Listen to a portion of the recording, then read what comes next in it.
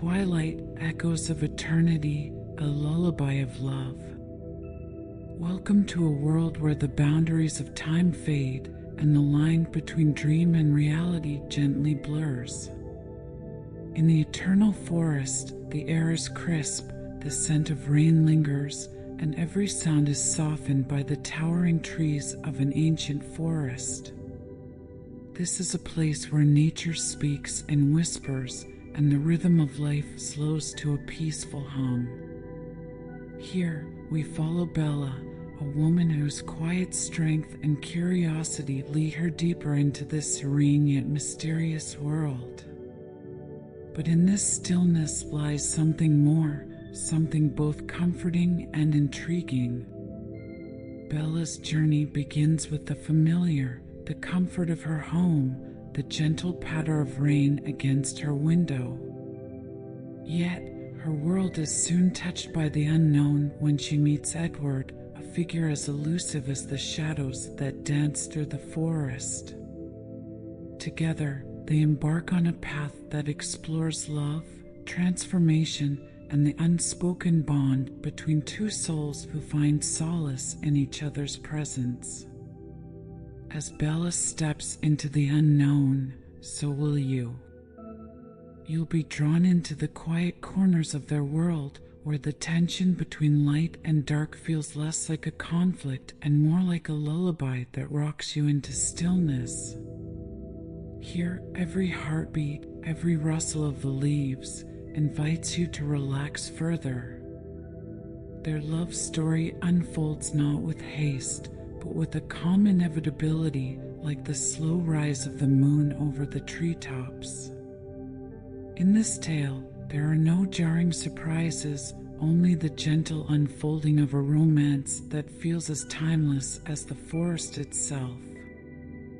Let the subtle mystery of their connection guide you deeper into a state of peace. Each word is a soft invitation to let go of the day's worries, as the soothing cadence of the story leads you into the kind of rest that only comes when you know you are safe, wrapped in the arms of the night. So, close your eyes, take a deep breath, and allow yourself to be carried away by the whispers of the eternal forest. Here, in the quiet embrace of nature and love, you will find the perfect space to drift into sleep. The rain in Forks. It was one of those rare days when the sun was hidden behind thick clouds, casting the small town of Forks in a peaceful gray light. The constant drizzle of rain was soothing, the sound almost like a lullaby. Bella Swan, now living in Forks with her father, Charlie, was ready to begin a new chapter of her life in the sleepy town where time seemed to move slower.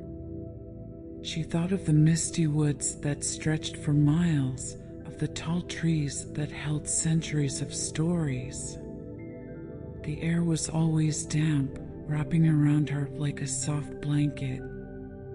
The decision to leave the sunny deserts of Phoenix behind had been difficult, but she felt ready for the change. As Bella settled into her new life, there was an unspoken tranquility that enveloped her. School was a quiet routine, and while she made new friends like Angela and Jessica, she was drawn to the quiet spaces where she could think and read, enjoying the sound of the rain tapping against the windows. But there was something about the Cullens, the mysterious family who sat apart from the rest. They moved with an elegance that seemed almost otherworldly, and Bella couldn't help but be intrigued, especially by Edward. The first time their eyes met across the cafeteria, Bella felt something stir inside her, something she couldn't explain. Edward, with his striking golden eyes, was distant, almost aloof, but there was a pull that Bella couldn't resist.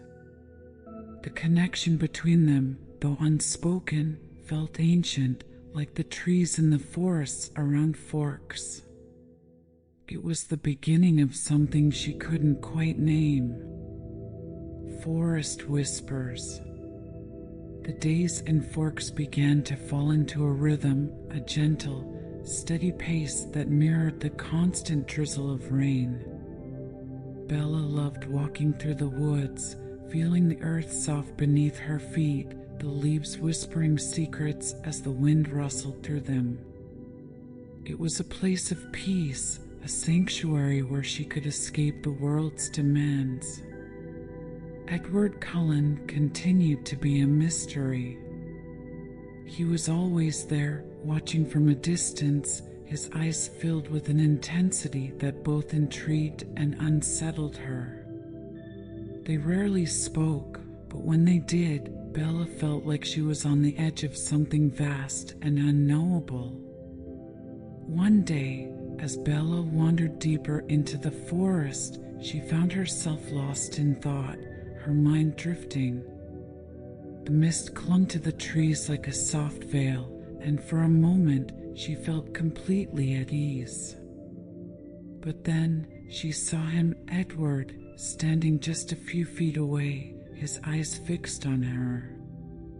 The air between them was thick with tension, but it wasn't the kind of tension that frightened her. It felt like the air before a storm, charged and waiting. Edward stepped closer, and Bella's heart quickened. "You shouldn't be out here alone," he said, his voice soft yet commanding. Bella smiled slightly. "I like the quiet," she replied, looking around at the peaceful forest. Edward's gaze softened, and for a moment they stood in silence, the only sound the gentle rustle of the wind through the leaves. It was a quiet moment, but Bella could feel the connection between them deepening, as if the forest itself was drawing them closer. A vanishing mist. Life continued to move in its slow, gentle way in Forks, but there was always an undercurrent of something more. Bella's dreams were filled with Edward, his intense gaze, the way he seemed to appear and disappear like the mist that rolled through the forest each morning. There was a mystery about him that she couldn't ignore, and as much as he tried to keep his distance, Bella found herself drawn to him more and more. One afternoon, as the sky began to darken with rain clouds, Bella found herself walking through the parking lot of Forks High School, lost in thought. Suddenly, the sound of screeching tires filled the air, and she turned just in time to see a van skidding towards her out of control. Time seemed to slow, and Bella froze, unable to move. But then Edward was there, faster than any human could possibly be. He moved like the wind, his hand outstretched as he stopped the van with a force that defied all logic. For a moment, everything was still. The rain fell softly around them, and Edward looked at her with those deep, golden eyes, his expression a mix of concern and something else, something deeper. Bella's heart raced. "How did you?" Edward shook his head, his jaw tight. "You're imagining things," he said quickly, stepping back as if to distance himself from the impossibility of what had just happened. But Bella knew what she had seen, and no matter how much Edward tried to dismiss it, she couldn't let it go. There was something different about him, something extraordinary, and Bella was determined to find out what it was. The first secret. Edward had saved her life, and no matter how hard he tried to convince her otherwise, Bella knew that what she had seen was real. But as the days passed, he became even more distant, almost avoiding her entirely. Bella, however, was persistent. She couldn't shake the feeling that Edward was hiding something big. The rain continued to fall, casting forks in a soft, silvery light. Bella found herself thinking about Edward constantly, wondering what secrets he was keeping from her. And then, one day, as they stood together in the school hallway, Edward finally broke the silence. "You shouldn't be around me," he said, his voice quiet but firm. Bella frowned, confusion washing over her. "What are you talking about?" Edward's eyes were dark, filled with a turmoil she couldn't understand. "I'm dangerous, Bella. You don't know what I am." Bella took a step closer, her heart pounding in her chest. "Then tell me," she said, her voice steady. "I want to know." For a moment, Edward hesitated, his gaze locked on hers. The rain outside the window seemed to slow, as if the world itself was holding its breath, waiting for his answer. And then, with a sigh, Edward spoke. "I'm not like you, Bella. I'm not human." Twilight's revelation. Bella's mind raced, trying to process Edward's words. "Not human?" she repeated softly, her breath catching in her throat. She had always sensed that there was something different about him, something more, but to hear it spoken aloud was overwhelming.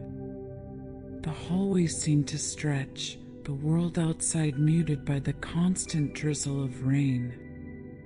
Edward's expression was serious, his golden eyes darker than she had ever seen them, filled with centuries of secrets. "I shouldn't have told you," he muttered, running a hand through his hair, frustration evident in his every movement. "But you deserve to know. You need to understand what you're getting into." Bella shook her head slowly. "I don't care what you are, Edward," she whispered, stepping closer to him, her heart pounding. "I care about who you are. And I know you're not dangerous. Not to me." Edward's jaw clenched, and for a long moment he said nothing, his gaze locked on hers. The silence between them felt heavy, charged with unspoken words.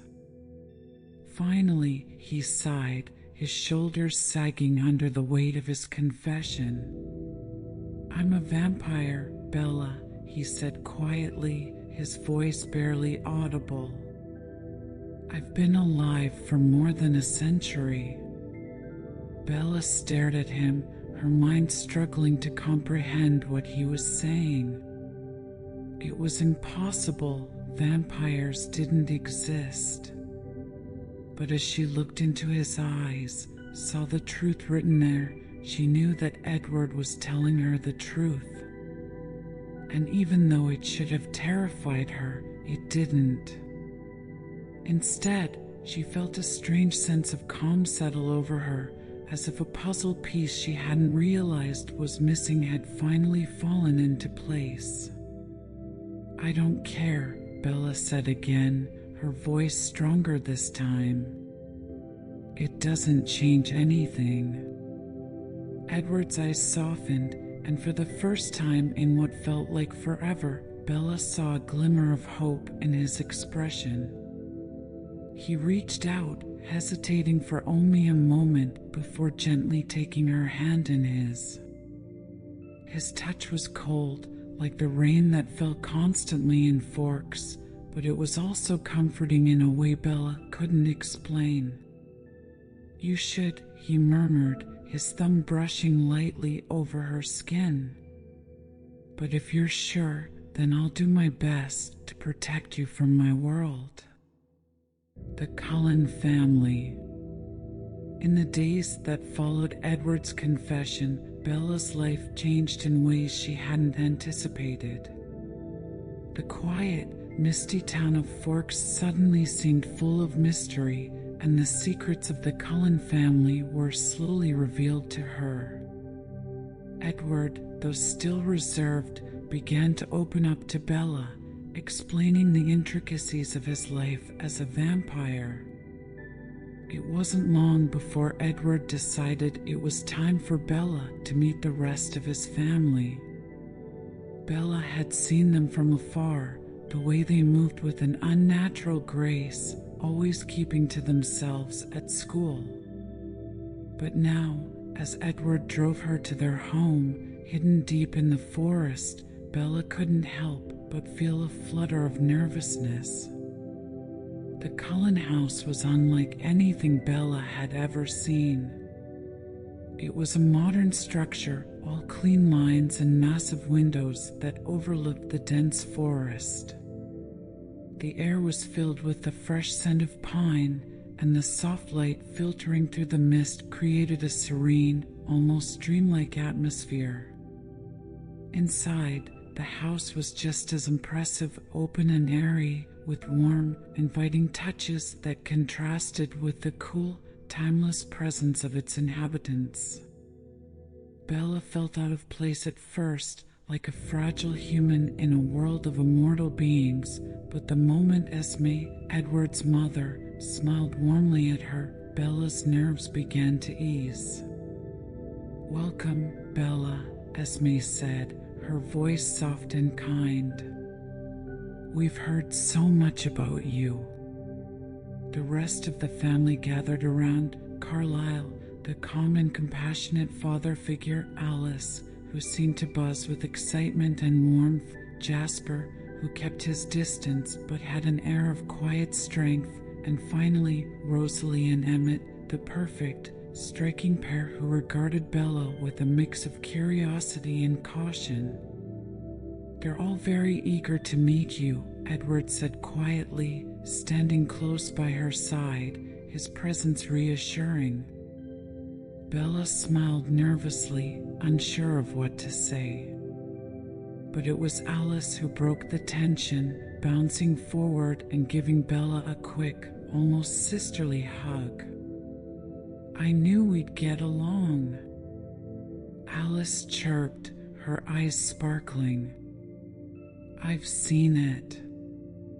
Bella blinked, slightly bewildered by Alice's enthusiasm. "Seen it?" she asked. "Alice can see the future," Edward explained with a small smile. "Well, possible futures." Alice grinned. "And I've seen you here before, Bella. You belong with us." As Bella looked around at the faces of the Cullen family, she felt a strange sense of belonging. It didn't make sense. She was just an ordinary human, and they were extraordinary beings. But something about this place, about these people, felt right. Falling into twilight. Time passed differently now, Bella thought, as she spent more and more time with Edward and his family. The constant rain in Forks became a comforting background to their growing relationship. They would walk together through the misty forests, where Edward would tell Bella stories of his past, of the decades he had lived, the places he had seen, and the struggles he had faced as a vampire.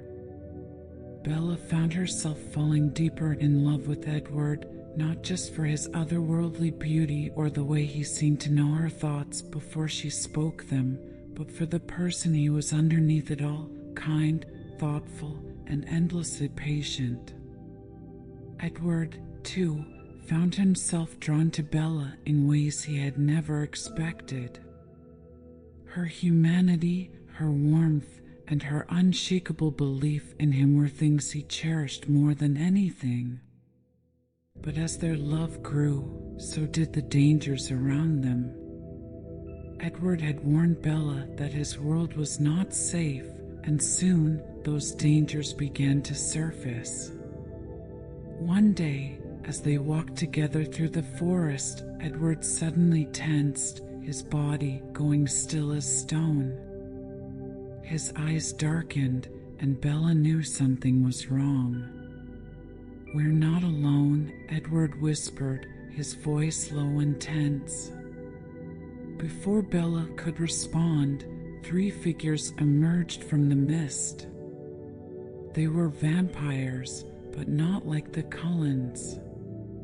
Their eyes were a deep, blood red, and they moved with a predatory grace that sent a chill down Bella's spine. These were not vampires who chose to live alongside humans, they were hunters. Edward stepped in front of Bella, his posture protective. The leader of the group, a tall, sinister-looking vampire with long, dark hair, smiled coldly. "Edward Cullen," the vampire said, his voice smooth and mocking. "And a human, too. How interesting." Bella's heart pounded in her chest, fear rising in her throat. But Edward's presence beside her, the way he stood so firmly between her and these dangerous beings, gave her strength. "This is not your hunting ground," Edward said, his voice firm. "Leave." The vampire's smile widened, his eyes flicking between Edward and Bella. "Oh, but we've just arrived," he said. "And your little human here, she smells delicious." Bella could feel the tension in the air, thick and suffocating. But before the situation could escalate further, another figure appeared, Carlyle. His calm, commanding presence seemed to shift the energy of the encounter. He spoke to the newcomers with authority, convincing them to leave without further conflict. But the warning was clear: Bella's life was in danger simply by being near Edward. Dangerous desires. The encounter in the forest weighed heavily on Bella's mind in the days that followed. Edward, too, became more distant, his worry for her safety growing with each passing moment. He had always feared that his world would hurt Bella, and now that fear was becoming a reality. "We can't keep doing this," Edward said one evening as they sat together on Bella's porch, the rain falling softly around them.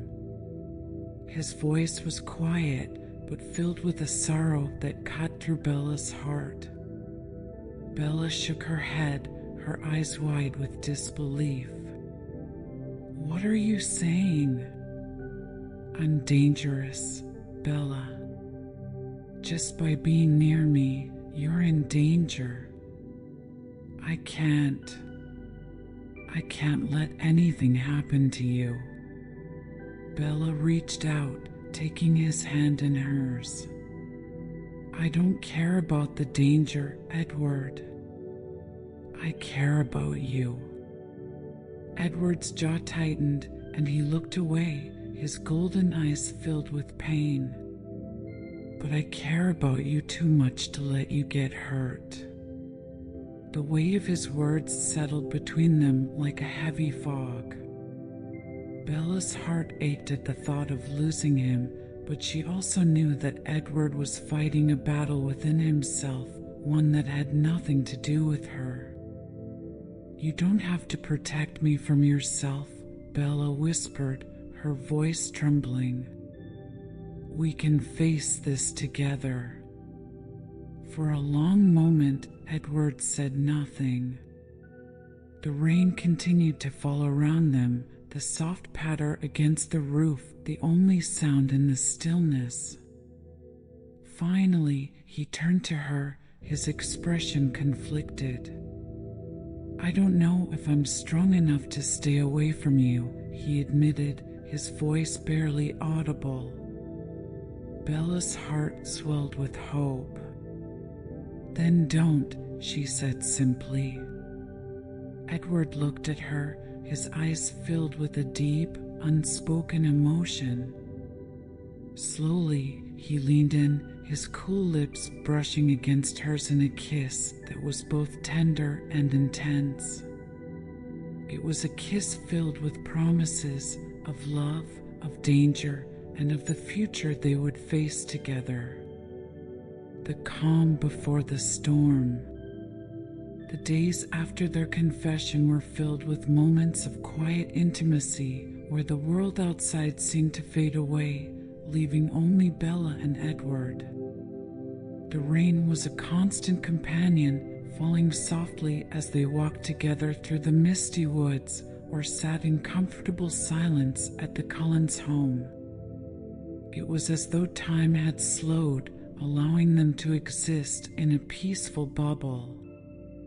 But even as they cherished these moments, Bella couldn't ignore the growing tension beneath the surface.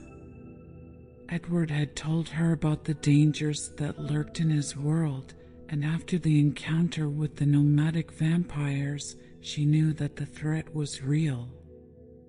Still, her love for Edward overshadowed her fear. She was willing to face whatever came as long as she was by his side. Edward, however, was not as certain. He often watched her with a look of quiet concern, his eyes betraying the worry that he tried to hide. Bella could see the internal battle he was fighting, the part of him that wanted to keep her safe clashing with the part that couldn't bear to be without her. One evening, as they sat together in the Cullens' living room, Bella finally voiced the question that had been weighing on her mind. "What happens now?" she asked softly, her eyes searching his. "With us, I mean." Edward looked at her, his expression unreadable. "I don't know," he admitted. "I want to protect you, but you don't want to leave," Bella finished for him, her voice barely above a whisper. He nodded, his jaw tightening. "I can't stay away from you, Bella. I've tried, but it's impossible." Bella smiled, a soft, understanding smile. "Then don't." They sat in silence for a moment, the soft sound of the rain filling the space between them. Outside, the mist curled around the trees, wrapping the house in its cool embrace. Inside, the warmth of their connection seemed to hold back the chill of the world beyond. But peace never lasted long in their world. As the days passed, Bella could feel the shadows of danger creeping closer, a storm on the horizon that neither of them could ignore. The hunter's eyes. It wasn't long before the peace they had found was shattered. Bella's life was about to be thrust into even greater danger, and the warning came in the form of a name whispered in fear: James. James was a tracker, a vampire with a deadly gift for hunting. His kind didn't just feed on humans, they took pleasure in the chase, in the thrill of stalking their prey. And now, James had set his sights on Bella. The moment Edward heard James's name, his reaction was swift and decisive. "We need to leave," he said, his voice tight with urgency. Now. Bella barely had time to process what was happening before she found herself in the middle of a plan to protect her from James. The Cullens sprang into action, each member of the family playing their part. Carlisle and Esme would create a diversion, leading James away, while Alice and Jasper would take Bella to safety, far from Forks. Edward was calm, but Bella could see the fear in his eyes. Fear for her. Why is he doing this? Bella asked as they drove through the night, the headlights cutting through the fog. Because it's a game to him, Edward replied, his voice cold with anger. He's a predator, and once he picks a target, he doesn't stop. Bella's heart raced, but she took a deep breath, trying to steady herself. She trusted Edward, and she trusted his family. They had faced danger before, and they would face it again. But this time, it felt different, more personal. As they drove, the landscape around them blurred, the dark trees passing by in a foggy haze. Bella leaned against the window, watching the world outside, her thoughts racing. She knew they were headed to safety, but the weight of the situation was heavy on her chest. She had always known that being with Edward would be dangerous, but now that danger was real, tangible. Edward's hand found hers, his cool fingers wrapping around hers in a gesture of comfort. "I won't let him hurt you," he promised, his voice low but steady. "I'll do whatever it takes to keep you safe." Bella squeezed his hand, her heart swelling with love for him. "I know." But even as she spoke the words, the fear lingered, a shadow that refused to be dispelled. Hunted. They arrived at a remote cabin deep in the woods, far from Forks and far from the reach of anyone who might wish them harm. Alice and Jasper had been tasked with keeping Bella safe while Edward and the rest of the family dealt with James. The plan was simple: draw the tracker away and protect Bella at all costs. But even in the safety of the cabin, Bella couldn't shake the feeling of being hunted. The isolation, the quiet of the forest, it was supposed to be peaceful, but instead it felt oppressive, as if the trees themselves were watching. Alice tried to keep her spirits up. "We've got this, Bella," she said with a bright smile, her confidence reassuring. "Edward's a force to be reckoned with, and James has no idea what he's up against." But Bella could see the tension in Alice's eyes, the way her hands trembled slightly as she spoke. Jasper, too, was quieter than usual, his calm demeanor masking the undercurrent of fear he felt for Bella's safety. For days, they stayed in the cabin, waiting for word from Edward.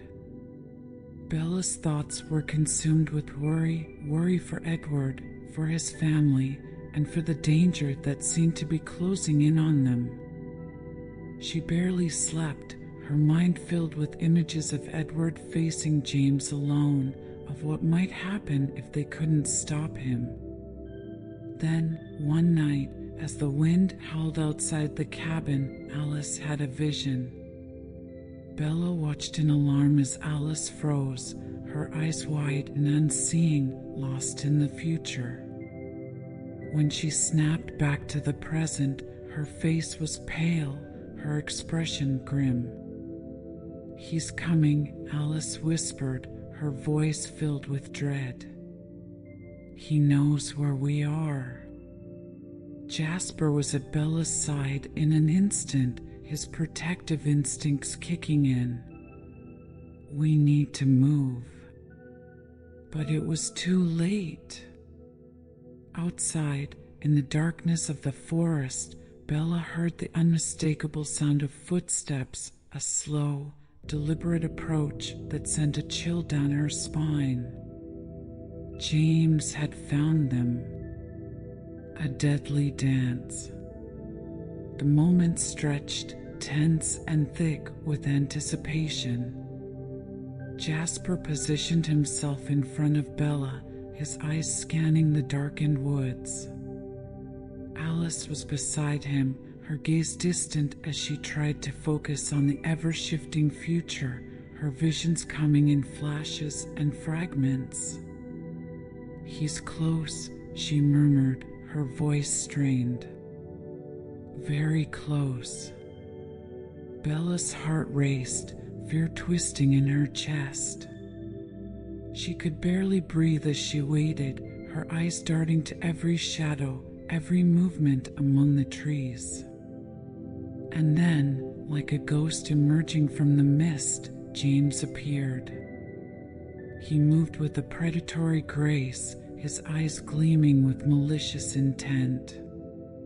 A slow, wicked smile spread across his face as he stepped into the clearing, his gaze locking onto Bella. Well, James purred, his voice dripping with cruel amusement. "This is going to be more fun than I thought." Jasper tensed, his muscles coiling as he prepared for the inevitable fight. "Stay back, Bella," he warned, his voice low and deadly. "I'll handle this." But James wasn't interested in Jasper. His focus was solely on Bella, his eyes never leaving her as he circled the clearing like a predator stalking its prey. "I've been waiting for this," James continued, his tone mocking. "You've been quite the challenge, Bella. But it's time for the chase to end." Bella's breath caught in her throat, fear coursing through her veins. But even as she stood frozen, she could feel Jasper's protective presence beside her, ready to spring into action at any moment. Just as James took another step forward, Jasper lunged, moving faster than Bella could track. The two vampires clashed in a blur of movement, their strength and speed unmatched by any human standard. Bella could only watch, her heart pounding as they fought, Jasper determined to protect her, and James relentless in his pursuit. The fight was brutal, a deadly dance of power and violence. But Jasper was no ordinary vampire. His years of training and experience as a soldier came into play, and he fought with a precision that was both terrifying and awe-inspiring. But James was cunning, and as the battle raged on, Bella realized that this was more than just a fight. It was a game to him, a twisted hunt that he was determined to win. Edward's return. The battle between Jasper and James raged on, their movements too fast for Bella to fully comprehend. Each blow landed with a sickening force, the sound of their fight echoing through the forest. Jasper fought with the controlled ferocity of a seasoned warrior, but James moved with a savage, predatory instinct that made him all the more dangerous. Bella's heart pounded in her chest as she stood frozen at the edge of the clearing, her mind racing. She knew she couldn't help, that she was nothing more than a liability in a fight between vampires. But just as fear threatened to overwhelm her, a flash of movement caught her eye. Edward. He appeared from the darkness like a shadow, his body moving with the same impossible speed Bella had come to recognize. In an instant, he was at her side, pulling her away from the clearing and into his protective embrace. "You're safe now," he whispered, his voice calm despite the chaos around them.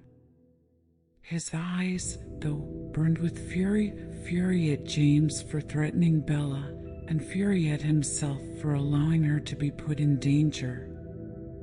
Bella clung to him, her relief overwhelming. I thought you weren't going to make it." Edward's jaw tightened as he glanced at the fight still unfolding before them. Jasper was holding his own, but James was relentless, his focus still fixed on Bella even as he fought. "I promised I wouldn't let anything happen to you," Edward said softly, pulling her closer. "I'll never let him hurt you." With a final glance at Bella, Edward moved. In one fluid motion, he was at Jasper's side, his presence immediately shifting the tide of the fight. Together, Edward and Jasper launched an attack that left James scrambling to defend himself. But James wasn't finished yet. His eyes flashed with determination, and with a sudden burst of speed, he lunged toward Bella, his hand outstretched. Bella's heart stopped as James closed in, his face twisted in a menacing grin. But just as he reached for her, Edward was there, intercepting him with a bone-rattling force.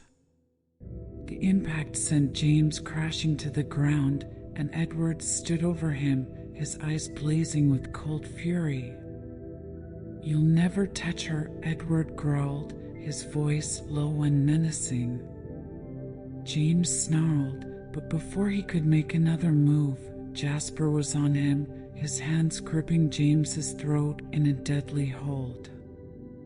There was a moment of tense silence as the two vampires locked eyes, and then, with a swift motion, Jasper ended the fight. The clearing fell silent, the only sound the soft rustling of the wind through the trees. Bella stood in shock, her breath coming in shallow gasps as she tried to process what had just happened. James was gone, the threat finally over, but the weight of the danger still hung heavily in the air.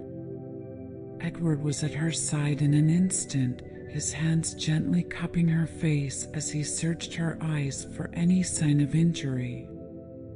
"Are you okay?" he asked softly, his voice filled with concern. Bella nodded, though her body trembled with the adrenaline still coursing through her veins. "I'm fine," she whispered, her voice shaky. I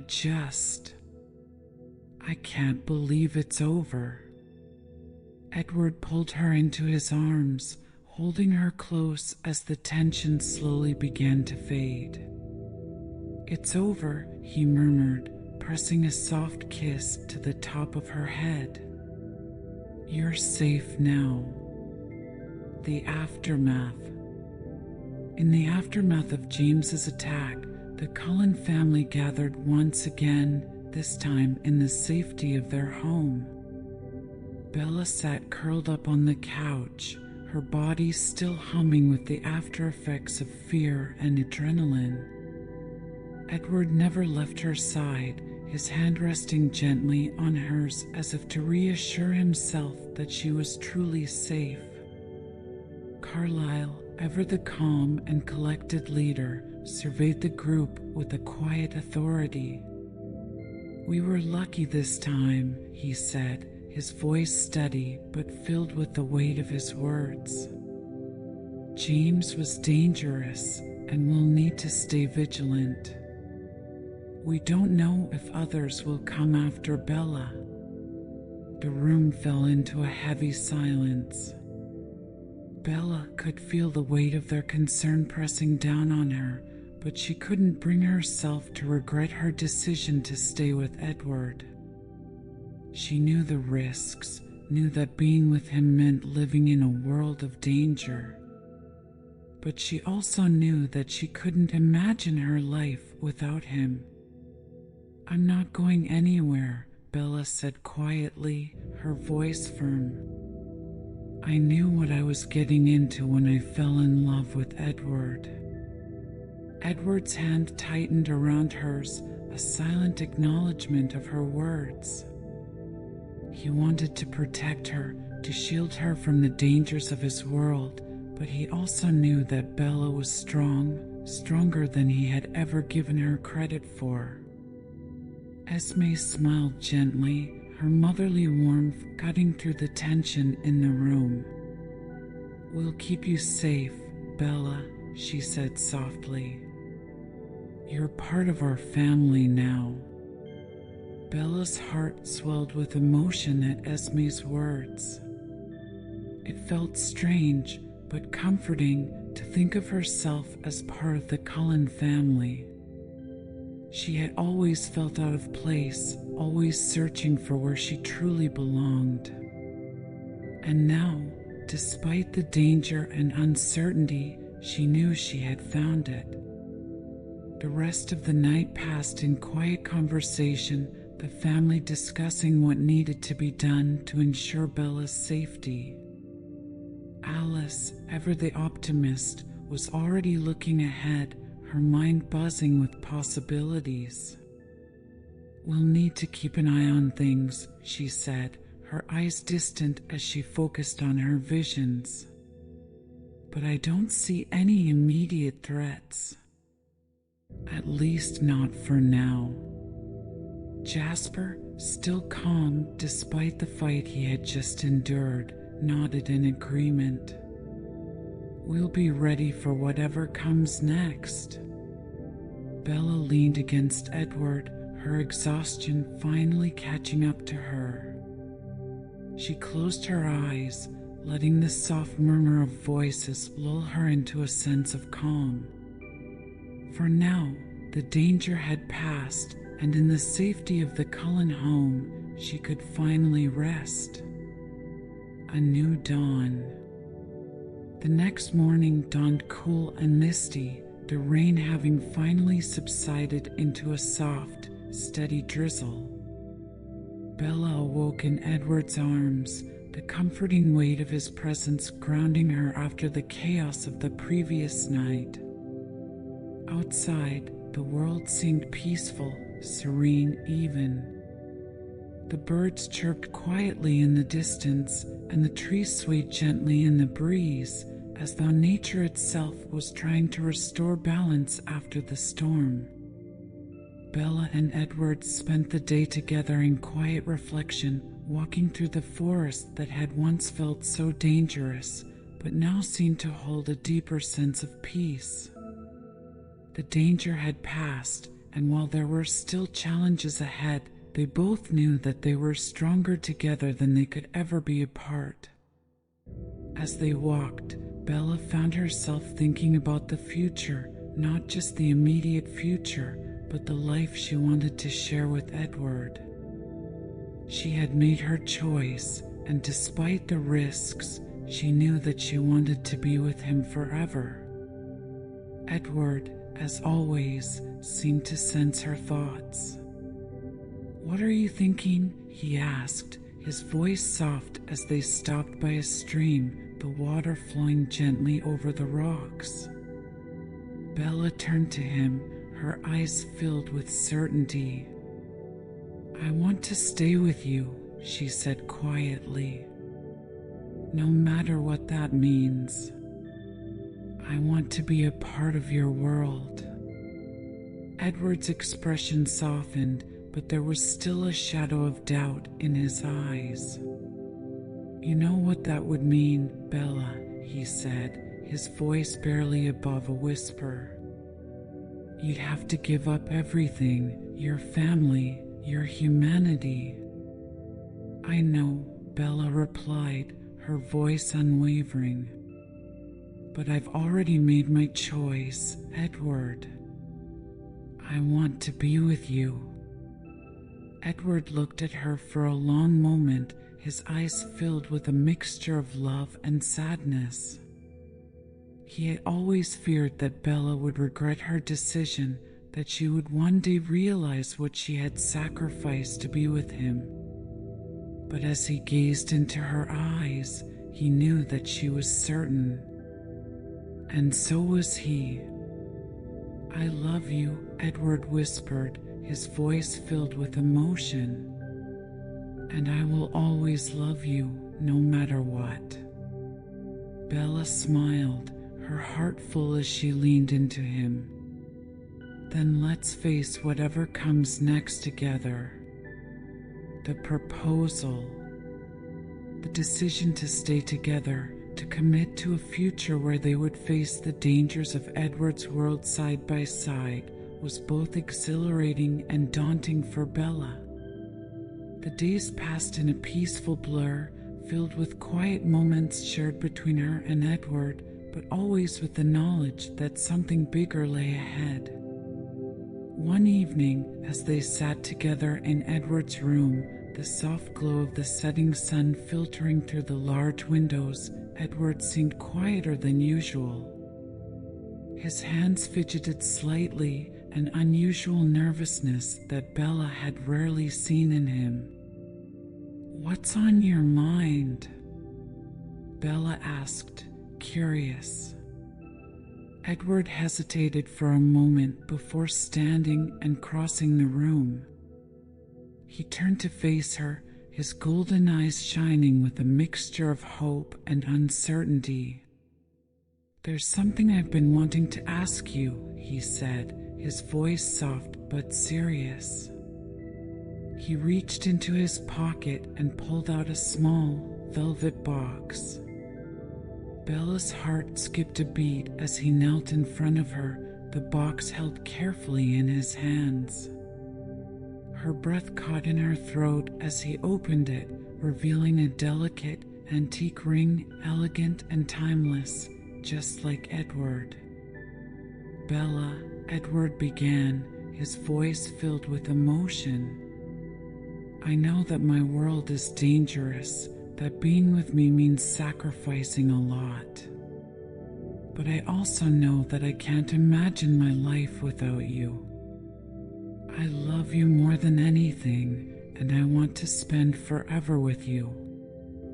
He took a deep breath, his eyes never leaving hers. "Will you marry me?" Bella's heart felt as if it might burst from her chest. She had known from the moment she met Edward that her life would never be the same, but she hadn't expected this, hadn't expected the depth of love and devotion that he would offer her. Tears welled in her eyes as she smiled down at him. "Yes," she whispered, her voice trembling with emotion. "Yes, I'll marry you." Edward's face lit up with a rare, radiant smile, and in that moment, Bella knew that no matter what challenges they faced, they would always have each other. Plans and promises. The days following Bella's acceptance of Edward's proposal were filled with a new kind of excitement. While there was still the ever-present danger of living in Edward's world, there was also the thrill of planning their future together, both in terms of their wedding and the larger, more complex decisions that lay ahead. Bella had committed to marrying Edward and, eventually, to becoming a vampire. The weight of that choice rested heavily on her, but it also filled her with a quiet resolve. Alice, who had been waiting for this moment with barely contained enthusiasm, immediately took charge of the wedding preparations. "We need to make this perfect," she declared one afternoon as she pored over bridal magazines, her eyes gleaming with excitement. "You'll be the most beautiful bride Forks has ever seen." Bella, less interested in the extravagance of the event and more focused on simply being with Edward, tried to keep her involvement to a minimum. "Alice, really, I don't need anything fancy," she insisted, laughing as Alice made notes about flower arrangements and dress designs. Alice waved her off with a grin. "You don't need to worry about a thing. I've got it all under control." Despite her reluctance to indulge in the grandeur of the wedding, Bella couldn't help but feel a little excited herself. The idea of becoming Edward's wife, of sealing their love in front of their family and friends, filled her with a sense of belonging she had never quite known before. Edward, on the other hand, remained a little more hesitant. While he was deeply in love with Bella and eager to marry her, the looming decision of Bella's transformation weighed heavily on him. He didn't like the idea of Bella giving up her humanity, something he viewed as precious and irreplaceable. One evening, as they sat together in the Cullens' home, Edward broached the subject again.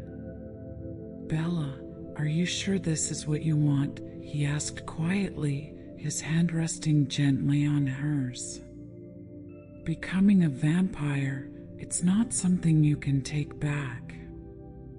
Bella met his gaze, her eyes filled with quiet determination. "I've thought about it, Edward, and I know it's what I want. I want to be with you forever." Edward's expression softened, but the worry in his eyes didn't fade entirely. "I just don't want you to regret it. You'll be giving up so much, your family, your future." Bella smiled, her heart swelling with love for him.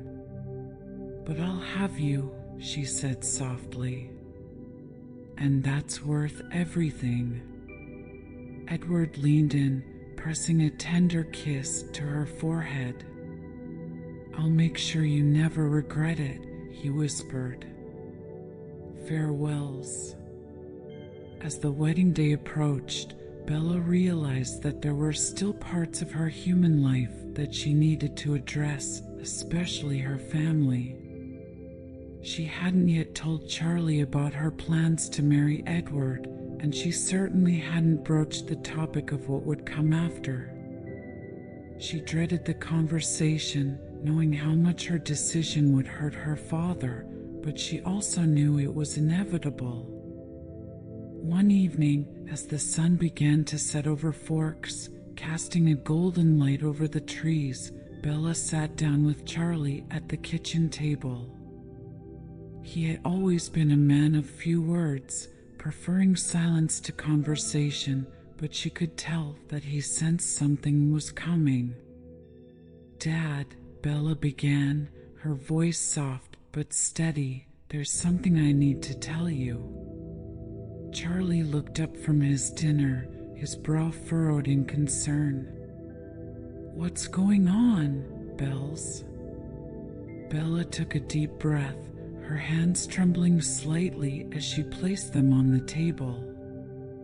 "Edward and we're getting married." The silence that followed was heavy, and for a moment Bella thought Charlie hadn't heard her. But then he set his fork down and looked at her with an expression of disbelief. "Married?" he repeated, his voice low and incredulous. "You're still just a kid, Bella. You're too young to be thinking about marriage." Bella expected his reaction, but it didn't make it any easier to face. "I know it seems fast," she admitted, "but I love Edward, Dad. And I know this is what I want." Charlie leaned back in his chair, his face etched with worry. "Are you sure about this, Bella? You've barely started your life, and it's a big deal." Bella nodded, her resolve unwavering. "I'm sure. Edward and I have been through so much together, and I know we're ready for this." Charlie sighed, running a hand through his hair. "I don't know what to say," he muttered. "I just want you to be happy, but this feels like a lot to take in." "I am happy," Bella assured him, reaching out to take his hand. "And I promise this is what I want." After a long pause, Charlie finally nodded, though Bella could see the reluctance in his eyes. "All right," he said quietly. "If you're sure, then I'll support you.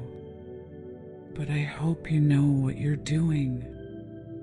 Bella smiled, relief flooding through her. "Thank you, Dad." Wedding bells. The day of the wedding arrived with a sky full of clouds and a soft mist hanging over the trees of Forks, just as Bella had hoped. Alice had transformed the Cullens' home into a breathtaking venue, adorned with white roses, twinkling lights, and an elegance that was both timeless and intimate.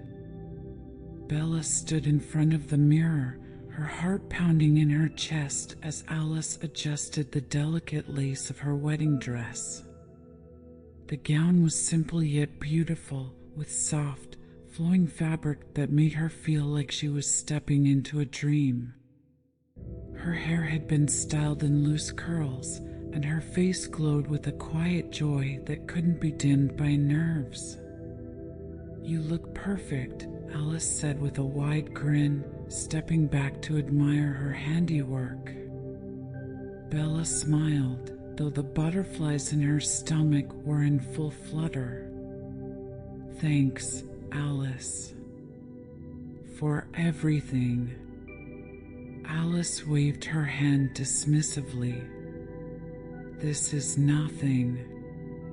Just wait until you see the reception." Before Bella could respond, the door opened and Charlie stepped inside, his eyes widening as he took in the sight of his daughter. For a moment, he said nothing, his expression softening into something that was equal parts pride and sadness. "You look beautiful, Bells," Charlie said quietly, his voice thick with emotion. Bella's eyes filled with tears as she smiled at him. "Thanks, Dad." The moment was short, but it was enough to remind Bella of the life she was leaving behind, the human life that would soon be replaced by something entirely different. But she didn't dwell on it. Today was about celebrating her love for Edward, and that was all that mattered. The ceremony itself was simple but perfect. Bella and Edward stood together under a canopy of twinkling lights, the soft hum of the forest surrounding them as they exchanged their vows. Bella's heart soared as she looked into Edward's eyes, his love for her shining brighter than anything else in the world. "I, Bella Swan, take you, Edward Cullen, to be my husband," Bella said, her voice steady despite the emotions swirling within her. "To have and to hold, from this day forward, for better or worse, for richer or poorer, in sickness and in health, to love and to cherish, as long as we both shall live." Edward's smile was radiant as he took her hands in his. "I, Edward Cullen, take you, Bella Swan, to be my wife. I will love you for eternity, through every challenge, every joy, and every sorrow. You are my life now, and I will cherish you always." The words echoed in Bella's mind, each one a promise she knew they would keep for eternity. As they exchanged rings, sealing their vows, Bella felt a sense of completeness wash over her. This was the start of forever. The honeymoon. After the wedding, Bella and Edward embarked on their honeymoon, a peaceful escape to a secluded island off the coast of Brazil, Al Esme, a private paradise that Carlyle had gifted to Esme long ago. It was a place of breathtaking beauty, with white sandy beaches, clear blue waters, and the kind of tranquility that allowed them to simply be together, free from the worries of the outside world. The days were filled with moments of quiet joy, long walks on the beach, playful swims in the warm ocean, and hours spent wrapped in each other's arms, talking about their future and all the possibilities that lay ahead. For Bella, the honeymoon felt like a dream, a time when she could finally let go of her fears and simply enjoy being with Edward. They had faced so much danger and uncertainty in their relationship, but here, on this peaceful island, it was just the two of them, sharing their love without interruption. But even in paradise, the thought of what was to come lingered in the back of Bella's mind. The decision to become a vampire loomed ever closer, and though she had made her choice, there was still a part of her that wondered what it would feel like, what it would mean to leave her human life behind forever. Edward, ever attuned to her thoughts, sensed her unease. One evening, as they sat together on the beach, the stars twinkling above them, he gently brought up the subject. "You've been quiet," he said softly, his fingers tracing light patterns on her hand. "Are you having second thoughts?" Bella shook her head, though her heart was heavy with the weight of her decision. "No," she said quietly. "I'm not having second thoughts. I don't know what to expect." Edward nodded, his expression thoughtful. "It's a big change," he agreed. "But I'll be with you every step of the way." Bella smiled, leaning into him. "That's all I need." As they sat together, watching the waves gently lap at the shore, Bella knew that no matter what came next, she was ready to face it. She was ready to begin the next chapter of her life, an eternal life, with Edward by her side. The beginning of forever. As the honeymoon days passed in a blissful blur, Bella knew that her time as a human was nearing its end. She had made her decision. She was ready to become like Edward, to live forever by his side. The thought of it filled her with both excitement and trepidation. Her human life had been full of love, challenges, and discoveries, but now she was preparing to leave that life behind for something new, something unknown. Edward, though always calm and composed, couldn't hide his quiet concern for what was to come. They spent the last evening of their honeymoon lying together on the beach, the stars above them twinkling like tiny beacons in the velvet sky. The soft rhythm of the ocean was a lullaby, but neither of them could fully relax. "I want this," Bella said softly, breaking the silence. She turned to face Edward, her eyes shining with determination. "I've always wanted this. I want to be with you forever." Edward's golden eyes met hers, filled with both love and worry. "I know, Bella," he replied, brushing a strand of hair behind her ear. "But once it's done, there's no going back. You'll be giving up so much."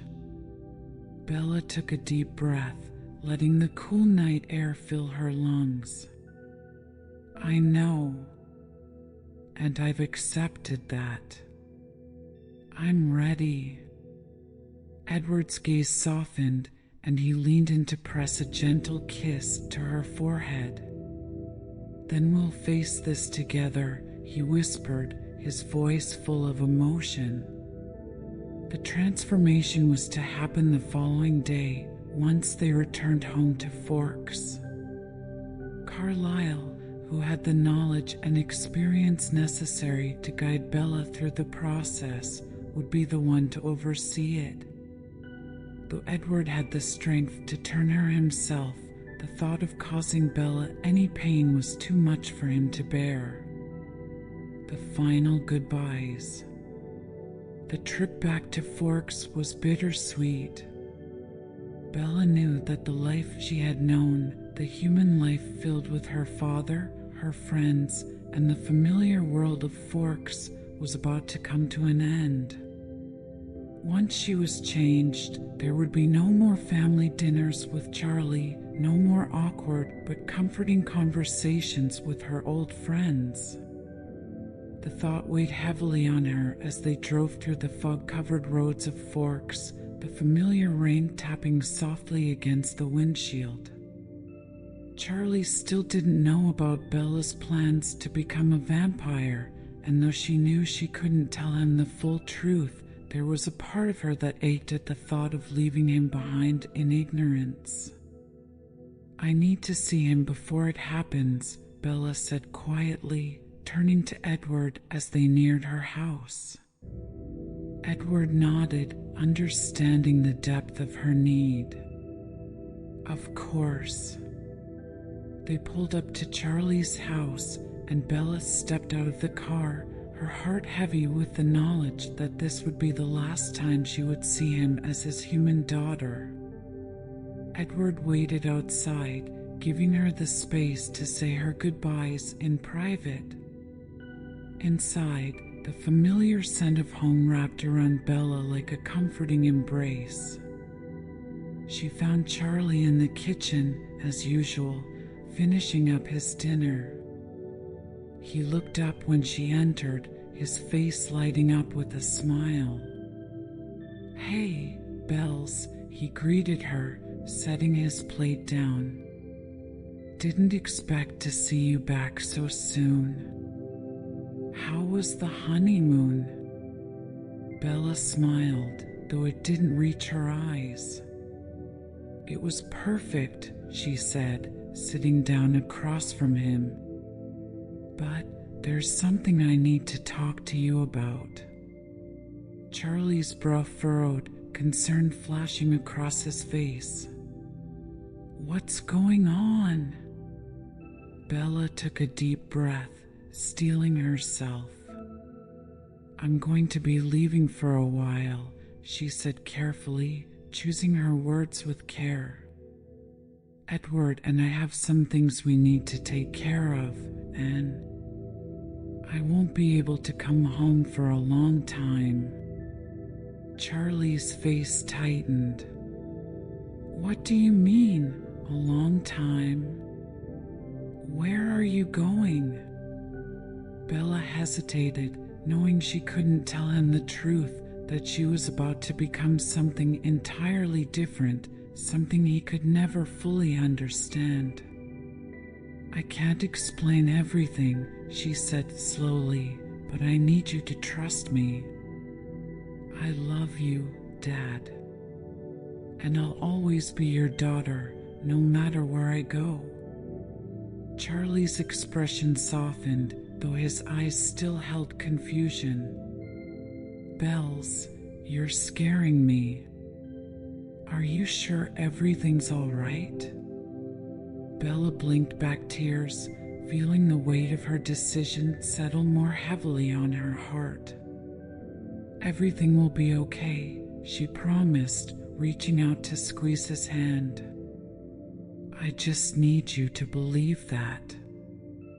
Charlie sighed, shaking his head, but he didn't press her for more answers.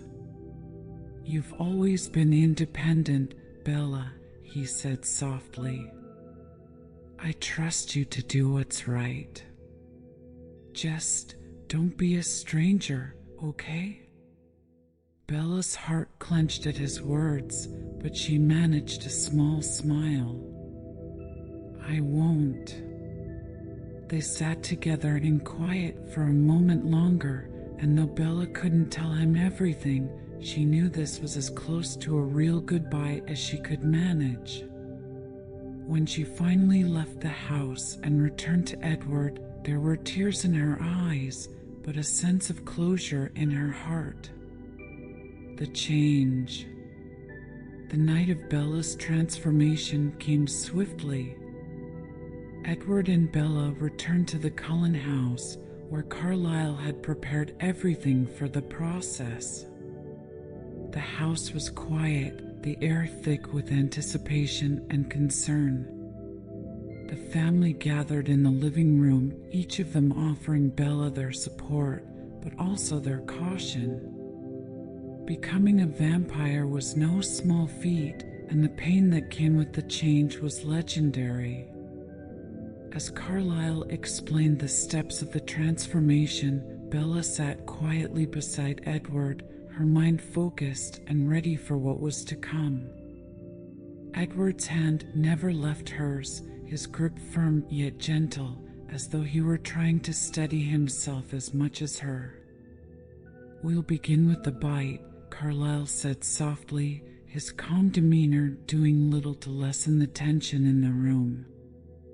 "The venom will work its way through your system, and the transformation will take several days.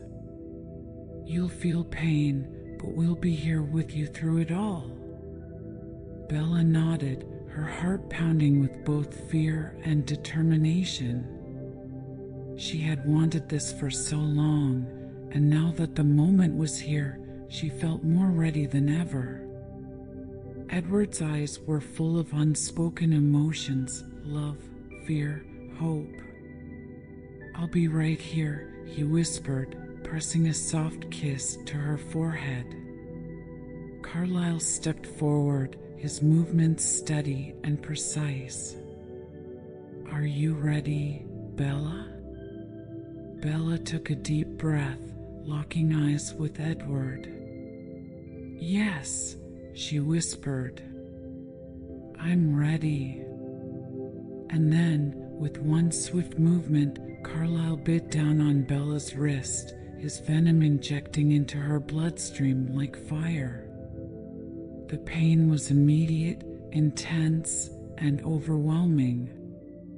Bella gasped, her body seizing as the venom spread, burning through her veins like molten lava. Edward held her tightly, his voice a constant, soothing presence in her ear. "I'm here, Bella. I'm with you. You're strong. You'll make it through this." The pain was unlike anything Bella had ever experienced. It consumed her, every inch of her body writhing in agony as the transformation began. But even through the haze of pain, she clung to Edward's voice, to the promise of their future together. The hours stretched into days, and the transformation seemed endless. Bella's world was nothing but fire and pain, her senses overwhelmed by the sheer intensity of the process. But slowly, as the venom did its work, the pain began to ebb. Her heartbeat, once rapid and frantic, slowed to a steady thrum. Her body began to change, her senses sharpening, her strength growing. And then, just as suddenly as it had begun, it was over. Bella opened her eyes, and the world around her exploded into vivid, breathtaking clarity.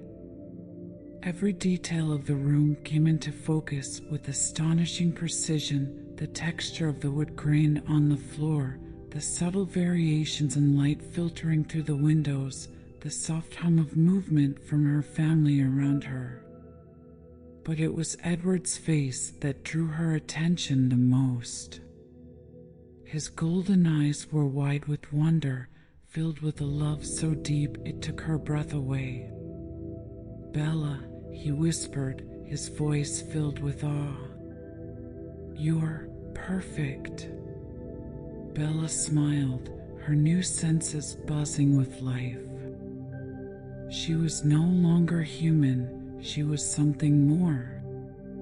Stronger, faster, and forever bound to the man she loved. A new world. Bella's first days as a vampire were overwhelming in the most exhilarating way. Every sensation was heightened, colors more vibrant, sounds sharper, even the air itself seemed to hum with energy. She marveled at the sheer power in her body, the grace with which she moved, the strength that coursed through her veins. But with this new life came new challenges. Controlling her thirst for blood was the first and most pressing hurdle. Though she had always known that vampires craved blood, experiencing the sensation firsthand was startling. The hunger burned within her, a constant reminder of the predator she had become. Thankfully, she wasn't alone in navigating this new world. Edward and the Cullen family were there to guide her, offering advice and support as she adjusted to her new reality. Carlyle, ever the compassionate leader, worked with her to practice restraint, teaching her how to control her thirst and focus on animal blood rather than human. There will always be temptation, Carlyle explained one afternoon as they hunted in the forest. But with time and practice, you will learn to manage it. The key is to find balance. Bella nodded, her senses alive with the sense of the forest. The rich aroma of pine mingled with the earthy scent of the underbrush, but beneath it all, there was a faint, tantalizing smell that made her instincts stir. A deer grazed in the distance, its heartbeat echoing like a siren call. "I can hear it," Bella said, her voice barely a whisper. The sound was intoxicating, a reminder of her new nature. The pull of the hunt sent a thrill through her. She could feel Edward's presence beside her, calm and steady, anchoring her as she fought the urge to pounce. "Focus on your surroundings," he urged, his voice low and soothing. "Don't let the thirst dictate your actions.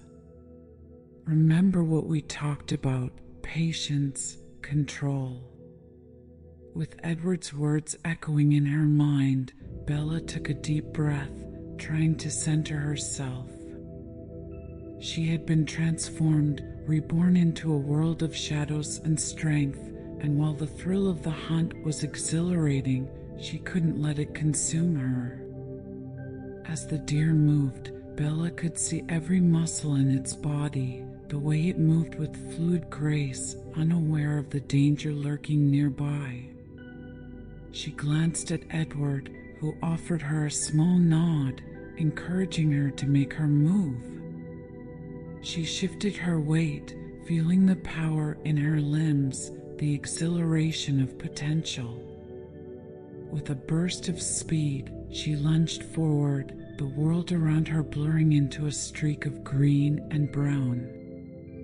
In an instant, she had the deer in her grasp, her fangs grazing its neck.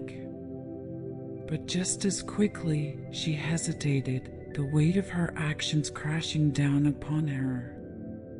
This was a living creature, and she had sworn to protect life, not take it. She could feel the thrum of the animal's heartbeat beneath her fingers, and a flash of uncertainty gripped her. "Bella." Edward's voice cut through her thoughts, sharp and urgent. "You have to decide. You need to embrace who you are, but also remember who you were.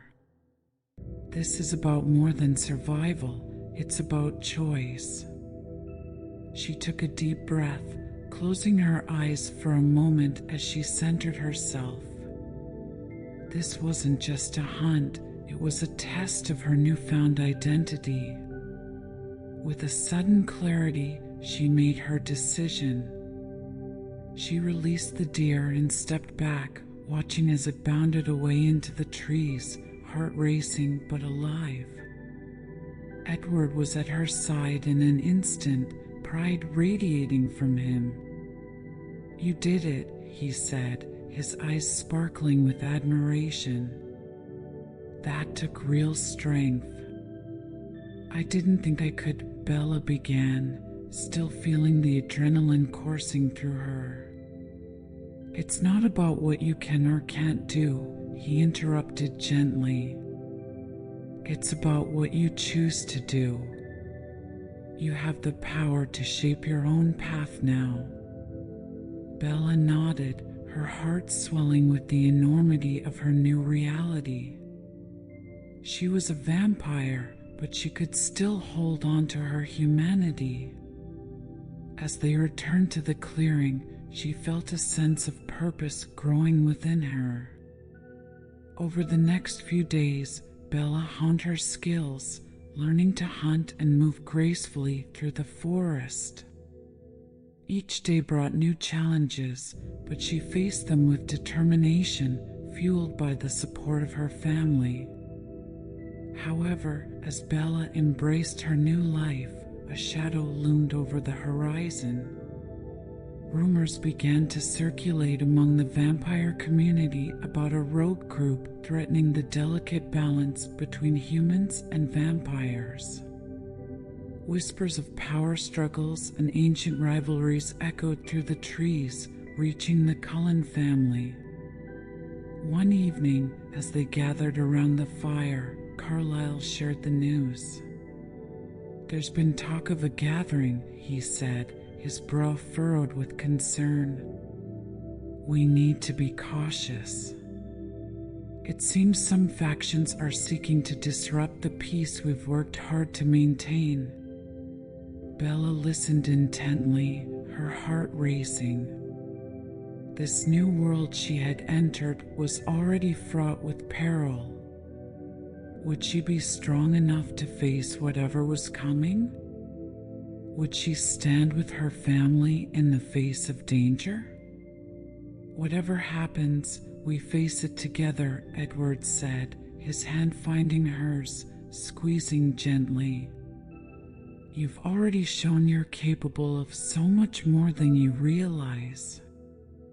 Trust yourself." In that moment, Bella understood that this was more than just about her thirst or her transformation. It was about family, unity, and the fight for their way of life. She felt a surge of determination wash over her. She was ready to step into this new world, not just as a vampire, but as a protector of her family and their values. "Let's prepare," she said, her voice steady. "We'll show them what the Cullens stand for." As the fire crackled and the night deepened, Bella realized that while she was navigating uncharted waters, she wasn't alone. Together, they would face whatever challenges lay ahead in this new world. Shadows of conflict. The following days were a whirlwind of preparation. Bella found herself immersed in training with the Cullen family, honing her newfound abilities while grappling with the gravity of the impending conflict. They practiced combat techniques, agility drills, and strategies for defense, each session sharpening her instincts and fortifying her resolve. As twilight descended over the forest, Bella and Edward took a moment to themselves, sitting atop a rocky outcrop that overlooked the sprawling woods below. The sun dipped below the horizon, painting the sky in hues of orange and pink. "Do you think we'll have to fight?" Bella asked, her voice steady but laced with concern. "What if they come for us?" Edward turned to her, his expression serious yet reassuring. "If it comes to that, we'll stand together. We're stronger as a family, and we've faced threats before. But I believe in dialogue. There might still be a chance to resolve this peacefully." Do you really think that's possible? Bella asked, glancing out at the distant treetops, feeling the weight of uncertainty pressing on her shoulders. Sometimes, understanding the enemy can lead to unexpected alliances, Edward replied.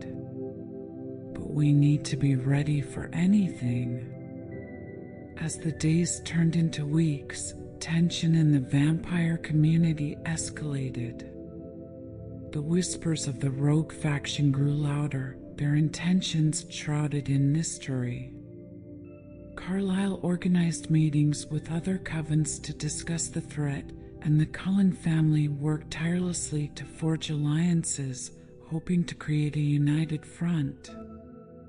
One evening, as they gathered in their living room, the atmosphere was thick with anticipation. "We've received word from the Denali clan," Carlyle announced, his voice steady but urgent. "They're willing to support us, but they need to know that we're prepared for confrontation. I say we show them we're not to be trifled with," Rosalie interjected, her fierce spirit shining through. "They won't back down unless they see we're serious." "Violence isn't our first option," Jasper reminded her, his tone calm. "We should explore all avenues before resorting to force. If we can gather enough allies, we may be able to deter them without conflict." Bella listened intently, absorbing every word. This was no longer just about her, it was about their survival and the safety of their way of life. She felt a surge of determination within her. "I want to help. I can reach out to the other vampires in the area, those who might not align with the rogues but are willing to stand with us." Edward's eyes softened at her words. "You've grown so much since your transformation, Bella. Your strength and empathy are invaluable." Over the next few days, Bella took on the task of reaching out to other vampires.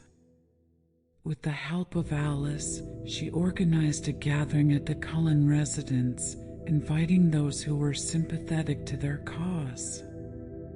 She was nervous but determined, understanding that her voice could make a difference. On the night of the gathering, Bella stood before a group of vampires she had only known from distant rumors and fleeting encounters. The room was filled with tension, but also a sense of unity as they shared their concerns about the rogue faction. "I know what it's like to feel outnumbered and threatened," Bella began, her voice steady as she addressed the crowd. "But I also know that together, we can stand strong against those who wish to disrupt our peace. We have to fight for what we believe in, not just for ourselves, but for the future of our kind." As she spoke, Bella could see nods of agreement and hear murmurs of support.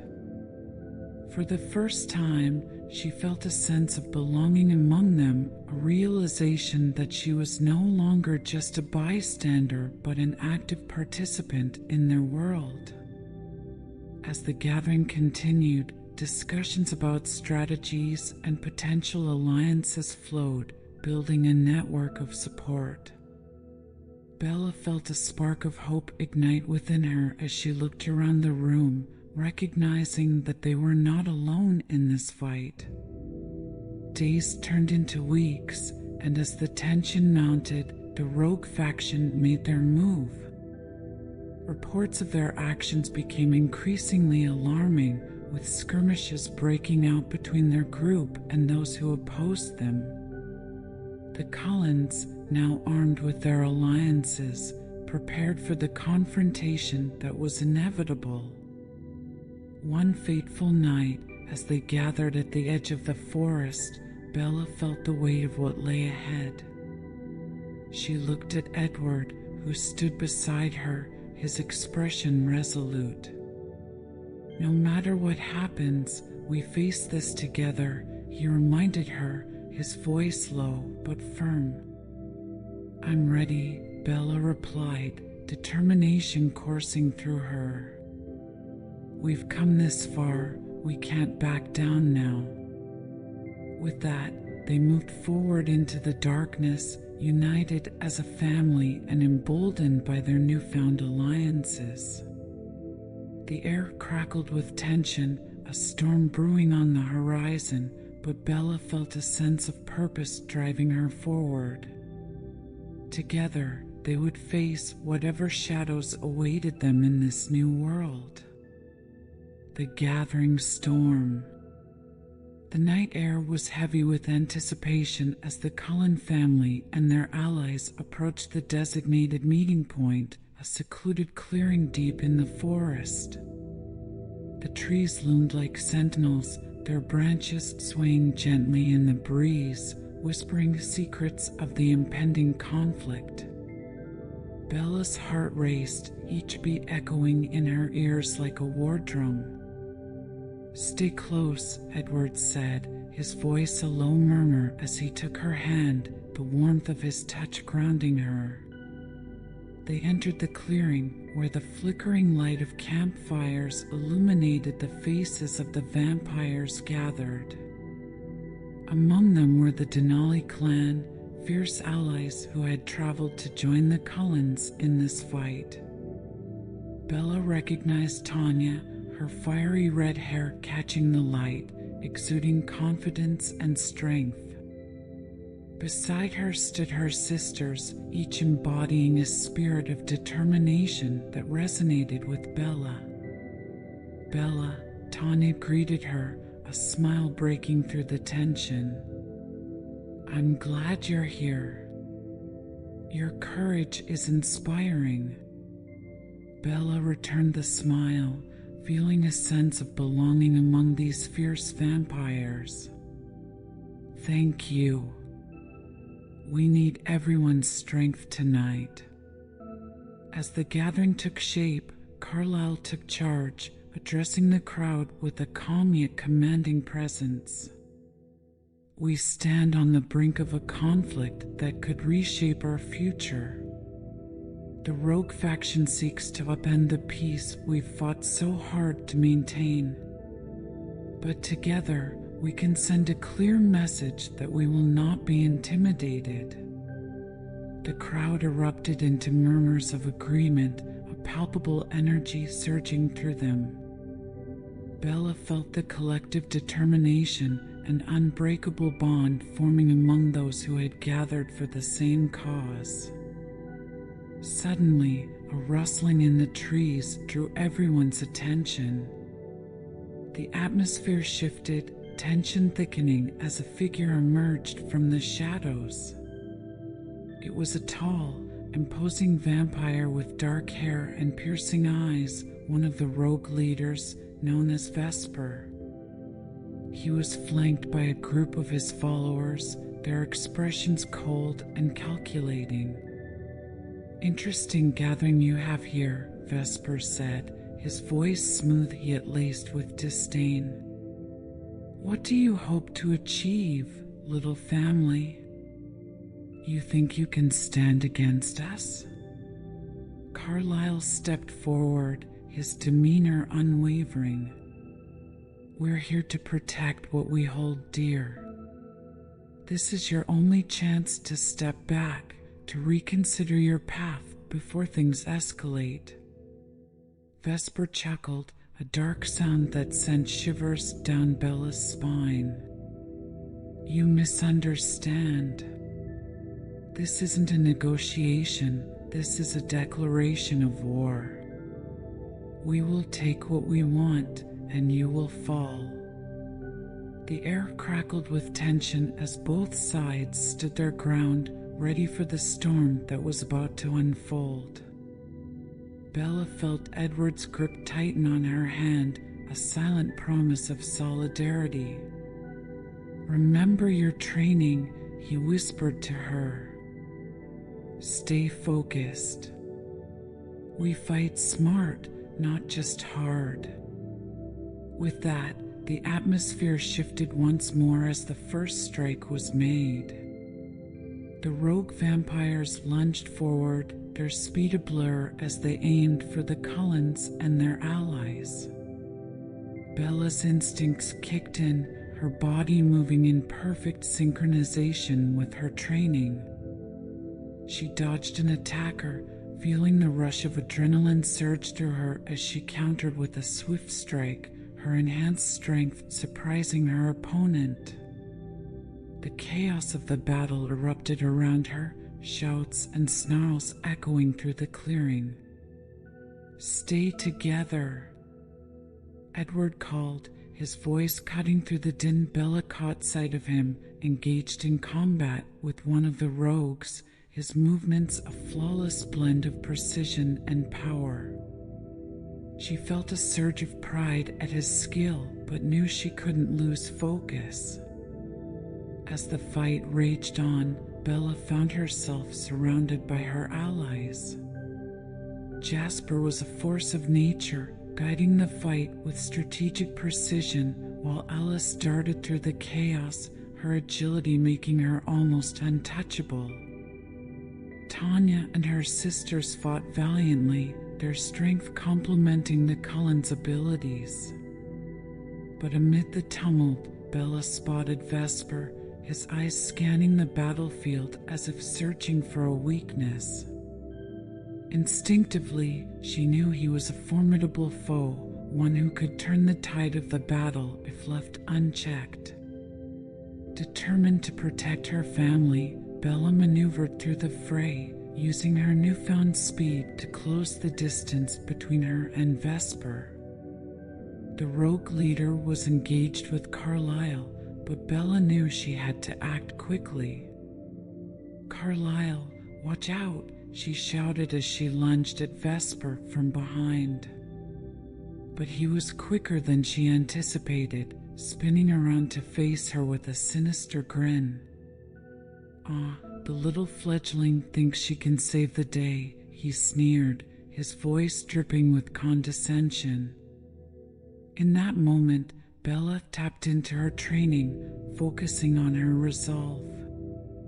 "You underestimate me," she said, her voice steady despite the adrenaline coursing through her veins.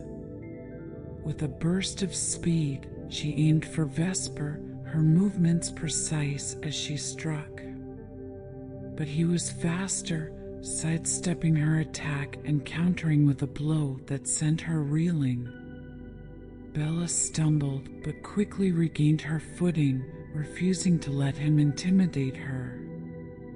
"Is that all you've got?" Vesper taunted, his confidence evident. Bella's determination ignited. She wasn't just fighting for herself, but for everyone she loved. Drawing on her strength, she charged again, this time feinting left before pivoting to the right, catching him off guard. She landed a blow that sent him staggering backward. "Nice move," Edward called out, his admiration echoing in her ears as he fought off another rogue. Emboldened by her success, Bella pressed on. She felt the energy of her family and allies surging around her, their combined strength creating a force that pushed back against the rogues. Every move she made was fueled by her love for her family and the newfound power she embraced as a vampire. But as the battle intensified, Bella knew they couldn't let their guard down. Vesper was regrouping, and the chaos around them was far from over. She had to find a way to turn the tide once and for all. Together, she shouted, rallying her allies as she focused on Vesper, determination burning in her eyes. "We can finish this." The Cullens and their allies surged forward, a unified front ready to face the challenge. Bella felt the strength of their bond empowering her, and she knew that, no matter the outcome, they would fight for each other and for the future they believed in. As the night wore on and the battle raged, Bella knew this was only the beginning of their fight. But standing alongside her family, she felt ready to face whatever shadows lay ahead. Breaking the darkness. The clearing was alive with chaos as the battle raged on, the sounds of clashing bodies and cries of determination echoing through the trees. Bella could feel the heat of the moment, the adrenaline surging as she fought alongside her family and allies, each heartbeat resonating with purpose. As the skirmish intensified, Vesper regrouped with his followers, his expression shifting from arrogance to frustration. "You think your little family can withstand this?" he bellowed, his voice a roar that cut through the night. "You're nothing but a nuisance." But Bella refused to let his words penetrate her resolve. "We are more than that," she shouted back, her voice steady. "We are united, and we will protect our way of life." With a determined breath, Bella focused on her surroundings, her instincts guiding her. The tide of the battle shifted, and she could see Jasper directing the other vampires, organizing their efforts to push back against the rogues. But Vesper was regrouping, and she knew they needed to act quickly. "Follow my lead," Bella called to her allies, rallying them around her. "If we can isolate Vesper, we can take him down." The Cullens moved in sync, their years of training evident as they executed Bella's plan. They pressed forward, drawing the attention of Vesper and his followers, creating a distraction that allowed Bella to slip through the chaos toward Vesper. As she neared him, she felt the weight of her decision. This wasn't just about winning a fight. It was about standing up for everything they believed in, the bonds of family, the sanctity of their lives, and the future they wanted to protect. Vesper spotted her, his dark eyes narrowing. "You again?" he sneered, amusement flickering across his face. "What makes you think you can take me down, little fledgling?" "I'm not backing down," Bella replied, her voice steady. "Not now, not ever." With a surge of energy, she lunged at him, her movements swift and agile. Vesper countered, their bodies colliding as they engaged in a fierce struggle. The strength he possessed was formidable, but Bella drew on every ounce of her training, her determination propelling her forward. They exchanged blows, each clash echoing through the clearing. Bella felt the power coursing through her veins, the strength she had come to embrace. As Vesper fought to overpower her, she sidestepped his attack, using his momentum against him and delivering a swift kick that sent him staggering. But Vesper recovered quickly, his expression shifting to one of rage. "You'll regret this, girl," he shouted, lunging at her with renewed fury. Just as he reached her, Bella sensed a shift in the atmosphere. A wave of energy swept through the clearing, and she caught a glimpse of Alice darting past, her speed breathtaking as she took on two of Vesper's followers. Jasper was nearby, deftly coordinating their movements, his experience shining through in every action. Bella seized the moment. Vesper's attention was diverted, and she felt the adrenaline surge once more. Now, she called to her family, ready to strike. With a collective effort, the Cullens and their allies surged forward, surrounding Vesper. Bella could feel the strength of their bond, the unity fueling their resolve. Together, they pushed against him, forcing him into a corner as the battle waged on around them. Vesper's confidence began to falter as he realized the tide had turned. "This isn't over," he shouted, desperation creeping into his voice. "You think you've won, but you'll pay for this." But Bella stood her ground, her voice strong and unwavering. "We won't let fear dictate our actions. This is where we draw the line." With a final push, the combined strength of Bella, Edward, Carlisle, and their allies overwhelmed Vesper. In a swift, coordinated maneuver, they immobilized him, holding him in place as his followers began to retreat. The rogue leader's bravado faltered, his eyes darting around in search of an escape. "This isn't the end," he spat, his tone venomous. "You've only postponed your fate." "Perhaps," Carlisle replied, stepping forward, his voice calm and authoritative. "But you'll no longer threaten us. We'll stand united against anyone who seeks to disrupt our peace." As Vesper was restrained, the remaining rogue vampires retreated, realizing their defeat. Bella felt a rush of relief wash over her, but she also understood that the battle had taken its toll. Many of their allies bore wounds from the skirmish, and the clearing bore the scars of the conflict. But in the aftermath, a sense of unity blossomed among them.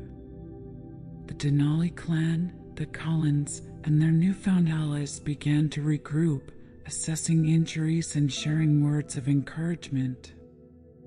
Bella felt a profound sense of pride in what they had accomplished together. "Bella," Edward called, rushing to her side, concern etched on his face. "Are you okay?" "I'm fine," she assured him, though her heart raced from the intensity of the battle. "We did it, Edward. We really did it." "Yes, we did," he said, his expression softening as he took her hand. "You showed incredible strength out there."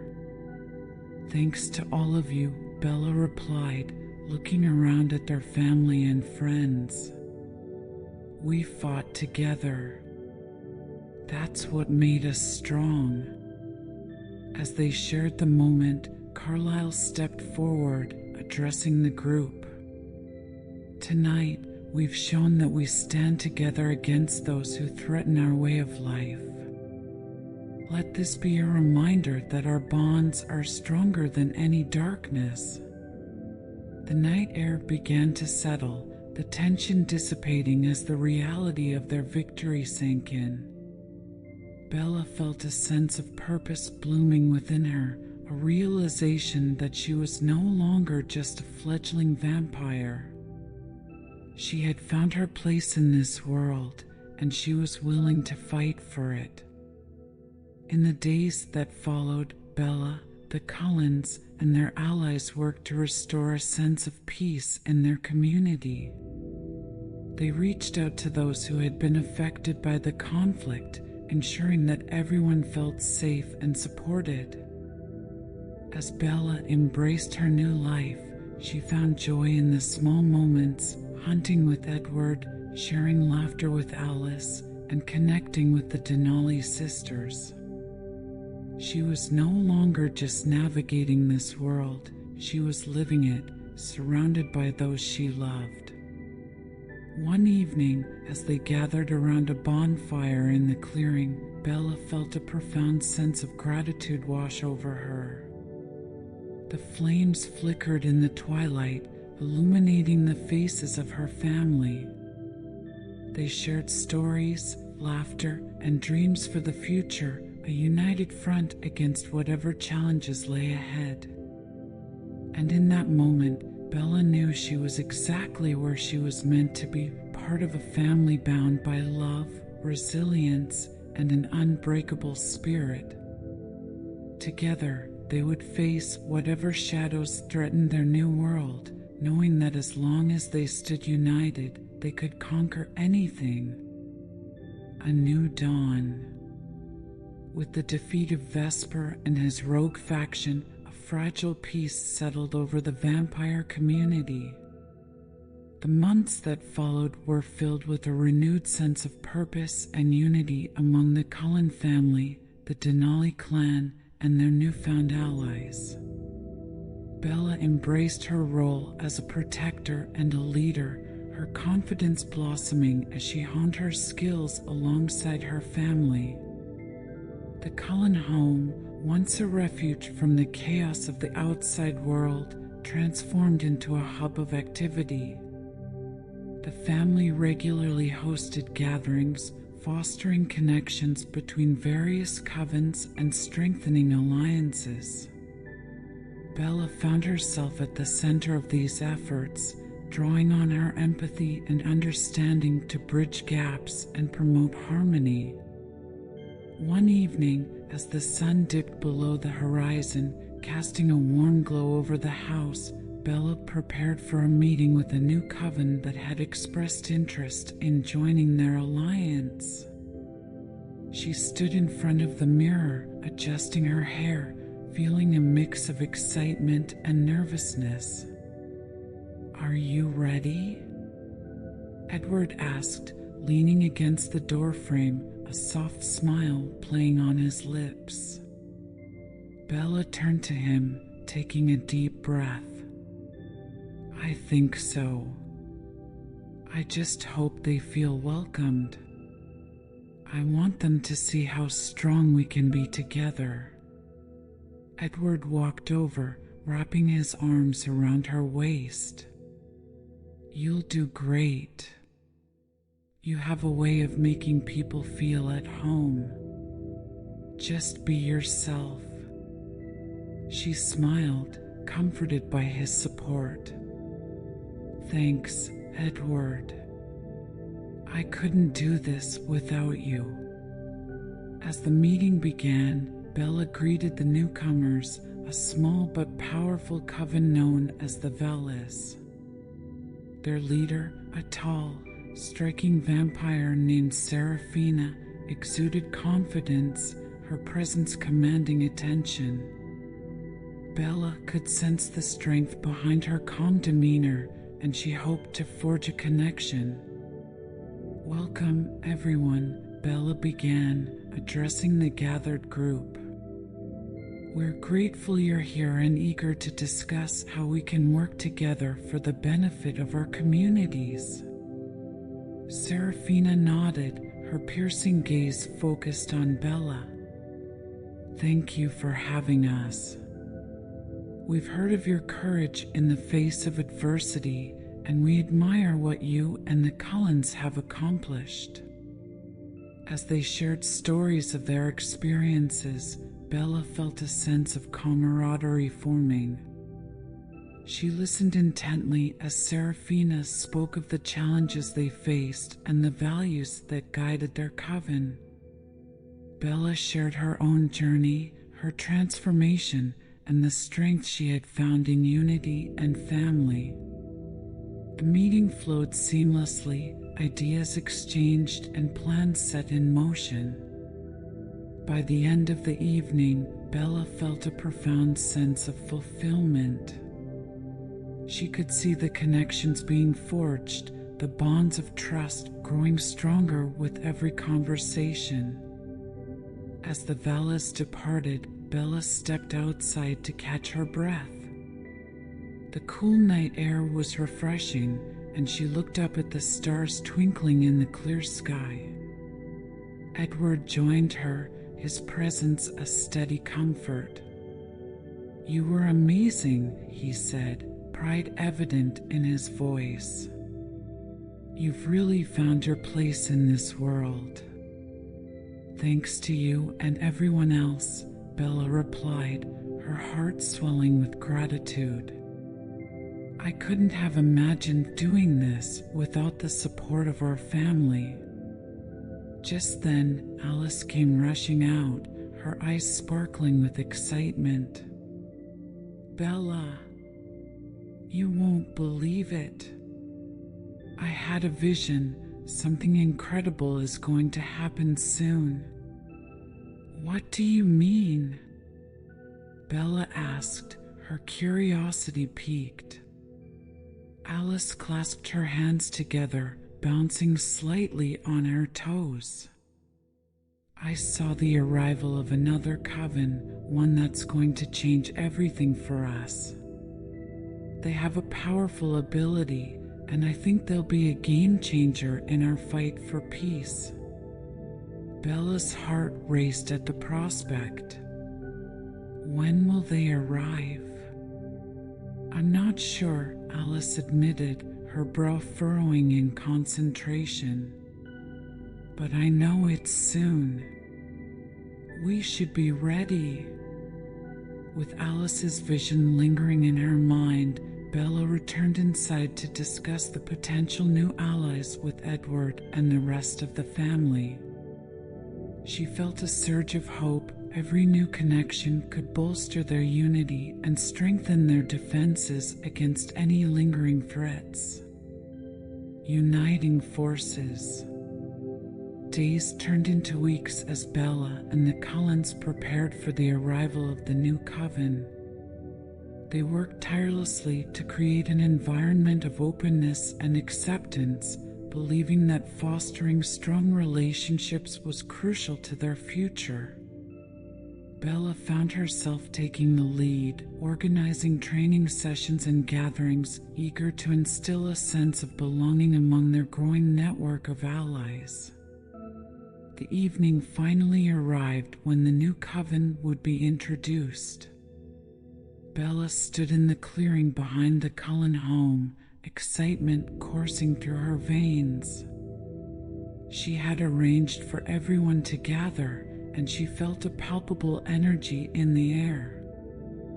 As dusk settled, a group of vampires emerged from the treeline, their movements fluid and graceful.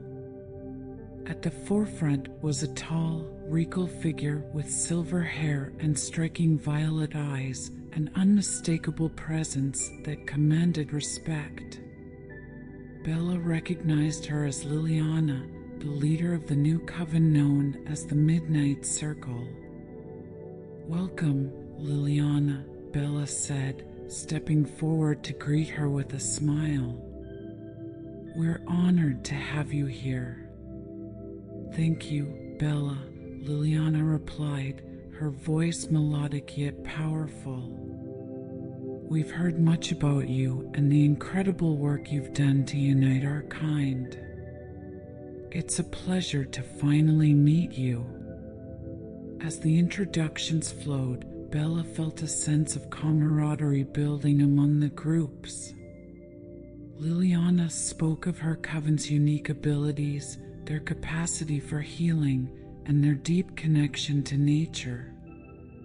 She shared stories of their travels and encounters, weaving a tapestry of experiences that captivated everyone. After the introductions, Bella took the opportunity to lead a discussion on their shared values. We've all faced challenges, she began, her voice resonating with passion. But together, we can build a community where everyone feels safe and valued. It's about more than just survival, it's about thriving as a united family. The gathering buzzed with enthusiasm, ideas flowing freely as they discussed strategies for strengthening their alliances and preparing for any future threats.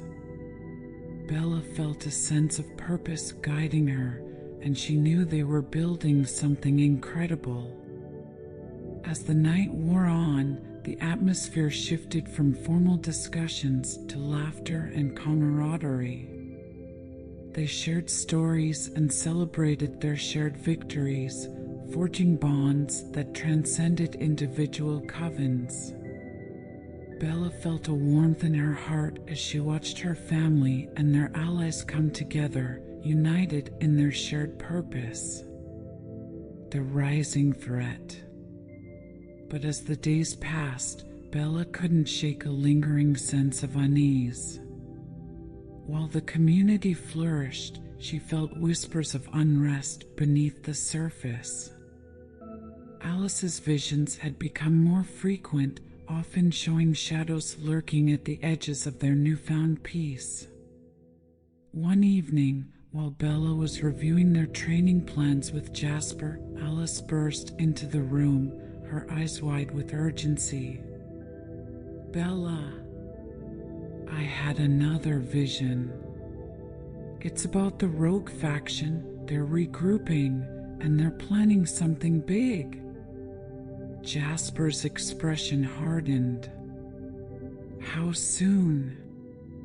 "Soon," Alice replied, her voice trembling slightly. "They're gathering strength, and it looks like they're targeting us specifically. We need to prepare." The gravity of Alice's words weighed heavily on Bella. "What do we do?" "We need to fortify our defenses," Jasper suggested. "Gather everyone and go over our strategies. We can't let them catch us off guard." Bella nodded, her resolve strengthening. "Let's call a meeting with all the covens. We need to make sure everyone is aware and ready to defend themselves." As they rallied their allies, the urgency in the air was palpable.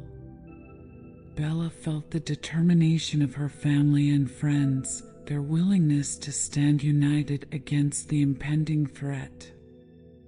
She understood that they had built a community grounded in trust, and now it would be tested. In the days that followed, the atmosphere shifted from celebration to preparation. The vampires trained diligently, honing their abilities, learning to rely on one another. Bella found herself at the forefront, leading the charge and instilling confidence in her allies. The night of the meeting arrived, and the clearing buzzed with tension as vampires from various covens gathered. Bella stood alongside Edward, Jasper, and Alice, ready to address the crowd. "Thank you all for coming," Bella began, her voice steady despite the weight of the situation. "We face a renewed threat from the rogue faction, and it's crucial that we stand together. Our strength lies in our unity, and we cannot allow fear to dictate our actions." She watched as her words resonated with the gathered vampires, their expressions determined. They were ready to defend their home and their way of life, and Bella felt a sense of hope blossoming within her. "We'll devise a plan, but we need everyone's input. Together, we can ensure that our families remain safe," she continued. "Let's discuss our strategies and how we can work together to protect what we've built."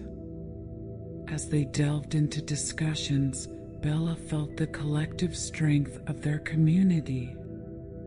They exchanged ideas, mapped out defensive strategies, and forged plans for collaboration. The night deepened, but the fire of their resolve burned brightly. Facing the shadows, days turned into weeks, and the tension in the air grew thicker. Bella could feel the unease gnawing at her, but she refused to let fear take root. Instead, she focused on strengthening their defenses, ensuring that everyone was prepared for the inevitable confrontation. On the night before the anticipated attack, Bella gathered with her family and allies. The clearing was illuminated by a flickering fire, casting dancing shadows on their faces as they shared a meal, a rare moment of camaraderie amidst the looming storm. "Tomorrow will be tough," Carlyle said, his tone serious yet compassionate. "But we are not alone in this.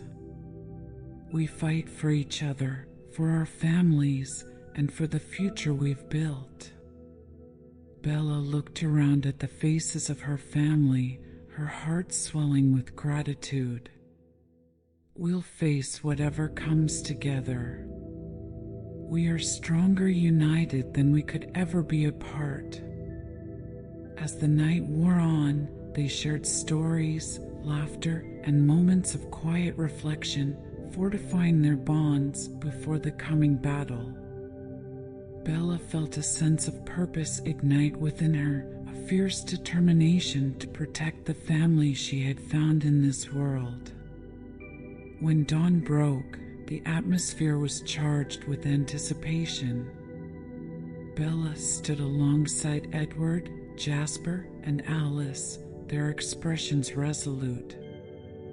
"We'll be ready for whatever they throw at us," Bella assured them, feeling the weight of her responsibilities. As they waited, Bella couldn't shake the feeling that the time for action was drawing near. She sensed a shift in the wind, a warning that the rogues were closing in. Suddenly, a figure emerged from the tree-line, Liliana, her expression urgent. "They're coming," she shouted, urgency lacing her voice. "We need to prepare now." The warning sent adrenaline coursing through Bella's veins. She rallied the group, their previous discussions guiding them as they took their positions, ready to defend their home and each other. As the sound of approaching footsteps grew louder, Bella steeled herself, determination burning brightly in her chest. The time had come to confront the darkness that threatened their lives, and she was ready to face it head-on. "Remember, we fight together," Bella called, rallying her allies as the shadows of the rogue vampires loomed closer. "We will protect what is ours." And with that, the first wave of the rogue faction surged into view, ready to challenge everything they had fought for. Bella felt a rush of adrenaline, her senses sharpening as she prepared for the battle ahead. The clash of shadows. As the rogue vampires surged into the clearing, the tension in the air crackled with electricity. Bella stood at the forefront with Edward, Jasper, and Alice by her side, their bodies tense and poised for action. The clearing transformed into a battleground, the stakes higher than ever. "Remember your training," Bella shouted, her voice cutting through the rising chaos. "Stay close and support each other." The rogues, led by a vengeful Vesper, moved with predatory grace, their eyes glinting with malice. Bella could sense the chaos and fear swirling around her allies, but she drew strength from the bond they shared. Vesper stepped forward, a sinister grin twisting his lips.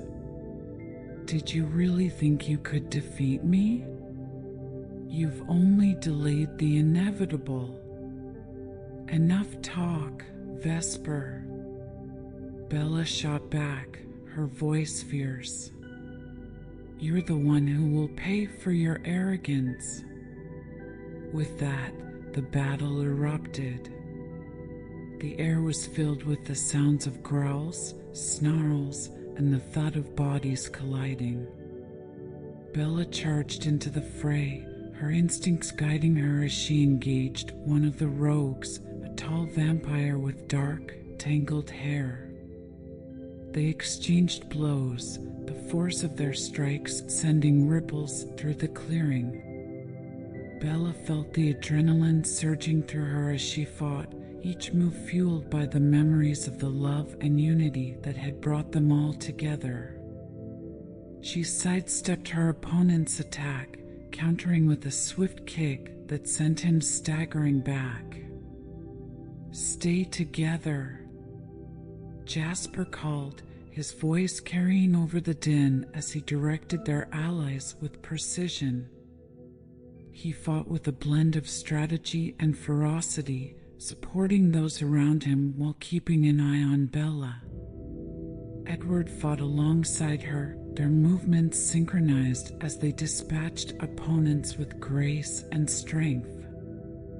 Bella caught glimpses of Alice, darting between the chaos, her agility allowing her to evade attacks and strike with pinpoint accuracy. The battle raged on, each vampire pushing their limits as they defended their home. Bella could see her family working in tandem, the strength of their bond shining through even in the midst of chaos. The Cullens, the Denalis, and the Midnight Circle fought side by side, their unity a powerful force against the encroaching darkness. The turning tide. As the battle wore on, Bella began to tire. The rogues were relentless, their numbers overwhelming. Vesper, however, remained a constant presence, barking orders and directing his followers with ruthless efficiency. "Do you feel it, Bella?" Edward asked, his voice low as he fought back to back with her. "They're starting to falter. We just need to keep pushing." Bella nodded, determination igniting within her. "We can't let up. We have to show them that we won't back down." With a renewed sense of purpose, Bella launched herself at another rogue, her movements fluid and powerful. She felt the power of her family behind her, their shared resolve lifting her spirits. As she struck down her opponent, she glanced around, noticing the tide of battle beginning to shift. The rogues were starting to waver. Some looked back at Vesper, uncertainty flickering in their eyes. Bella seized the moment, rallying her allies. "We can do this. They're losing their resolve. Keep pushing." As if fueled by her words, the gathered vampires surged forward with renewed vigor. The sound of battle roared around them, but Bella could feel the shift. Together, they were stronger. Amid the chaos, Bella spotted Vesper, his face twisted in rage. He was surrounded by several of his followers, who looked uncertain, glancing back at the retreating shadows of their comrades. "Don't let them escape," Vesper snarled, frustration pouring from him. He lunged at one of the fleeing rogues, his desperation evident. Bella understood in that moment that he was losing control, and that was a weakness she could exploit. "Now's our chance," she shouted, turning to Edward. "If we can isolate him, we can end this." They maneuvered through the throng, ducking and weaving between fighters, their focus unwavering. As they approached Vesper, Bella's heart raced. She could feel the weight of their fight pressing down on her, the stakes higher than ever. "Vesper," she called, her voice strong and clear. "It's over. You've lost." His eyes narrowed, filled with fury as he turned to face her. "You think you can defeat me? I'll never bow to you." With a swift movement, Bella and Edward launched themselves at Vesper, their combined strength catching him off guard. They struck as one, their instincts guiding them as they fought to subdue him. The final confrontation. Vesper fought back fiercely, but Bella could see the cracks forming in his confidence. The weight of his previous threats hung heavy in the air, but Bella refused to let fear take hold. With each blow, she pushed harder, fueled by the strength of her family and the desire to protect their newfound peace. Together, Edward urged, his voice steady as they worked in unison. Bella nodded, channeling every ounce of power and focus she had. As they maneuvered around Vesper, she could feel the energy of the fight shifting, their unity breaking through his defenses. Vesper, realizing he was outmatched, lashed out in desperation. "You'll regret this. I will have my revenge. Not if we stop you now." Bella shouted back, her voice fierce as she sidestepped an incoming strike. She found an opening and seized it, launching herself at him with everything she had. In a swift, coordinated effort, Bella and Edward pushed Vesper back, using his own momentum against him. The rogue leader stumbled, and they pressed forward, ready to deliver the final blow.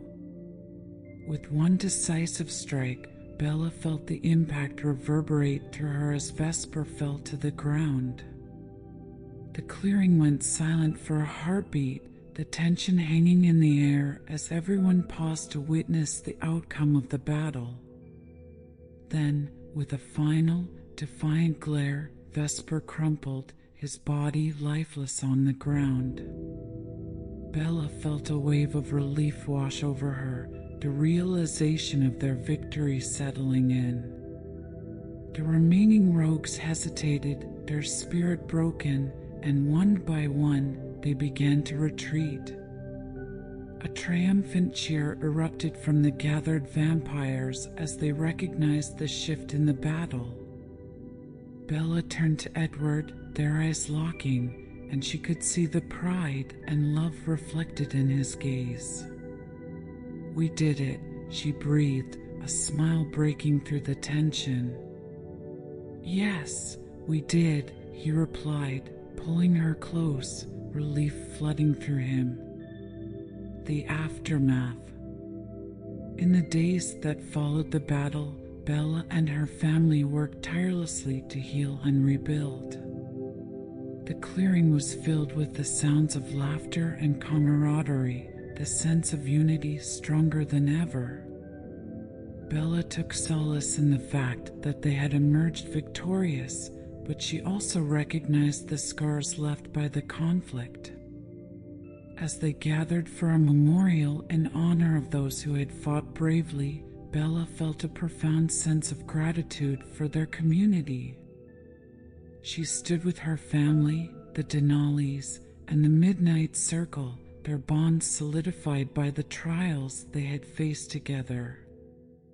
"Today, we honor our fallen," Bella began, her voice steady as she addressed the gathering. "And we celebrate our strength, our unity, and our commitment to protect one another."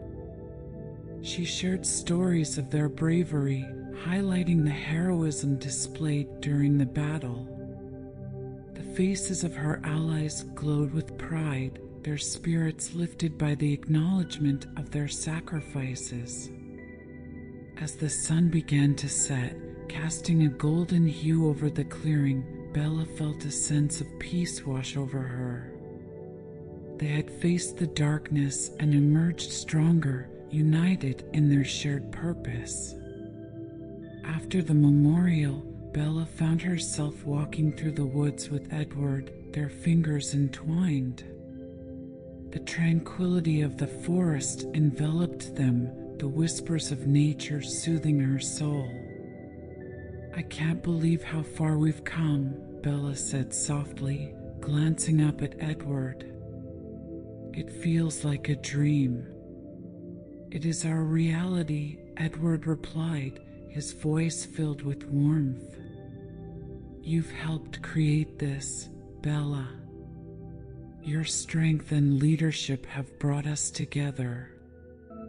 None of this would be possible without you and our family, she replied, her heart swelling with gratitude.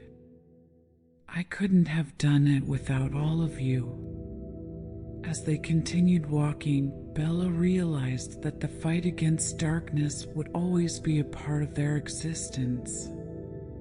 But with her family by her side, she felt confident that they could face anything together. New horizons. Weeks turned into months, and life began to settle into a new rhythm. The community thrived, new alliances blossomed, and Bella found joy in her role as a leader and protector. The bonds she had forged with her family and allies were unbreakable, and she felt a sense of belonging she had never known before. One evening, as Bella and Edward stood on the porch of the Cullen home, the sun setting in a vibrant display of colors, Bella reflected on their journey. We've come so far, she mused, looking out at the horizon. It feels like we've finally found our place. We have, Edward agreed, his gaze fixed on her. And we'll continue to protect it together. As they stood side by side, Bella felt a sense of hope blossoming within her. She understood that while challenges would arise, they would face them with unwavering strength, united as a family. Just then, Alice rushed out, her eyes gleaming with excitement. Bella, I just had a vision. We're going to have new allies come to us from the east, vampires with incredible powers. This is just the beginning. Bella's heart raced at the possibilities that lay ahead. Let's welcome them, she replied, her voice filled with anticipation. Together, we can create a future where we all thrive. With renewed energy, Bella turned to Edward, her hand gripping his tightly. This is our new beginning. Let's embrace it. As they stood together, the sun dipped below the horizon, signaling the dawn of a new era. Bella felt a deep sense of fulfillment wash over her, a promise of hope and unity guiding them into the future. They were ready for whatever lay ahead together. And in that moment, Bella knew that their journey was far from over. It was only just beginning. A new dawn. As the days passed, the anticipation of new allies filled the Cullen household with excitement. Bella and Edward, along with Alice, Jasper, and the rest of the family, worked tirelessly to prepare for the arrival of the mysterious vampires from the east. Alice's visions hinted at their extraordinary abilities, and the family was eager to learn what they would bring to their community. On the day the new vampires were set to arrive, Bella awoke early, her heart racing with a mix of excitement and nerves. She stood by her bedroom window, the soft morning light illuminating the landscape, and felt a sense of purpose swell within her. Today marked another turning point, not just for them, but for all the vampires united against the forces of darkness. Bella, Alice called, her voice bubbling with enthusiasm as she bounced into the room. They're almost here. We need to get ready. Right. "I'll be down in a minute," Bella replied, pulling herself away from the window. She quickly dressed and hurried downstairs where the Cullen family had gathered. The atmosphere was electric with anticipation.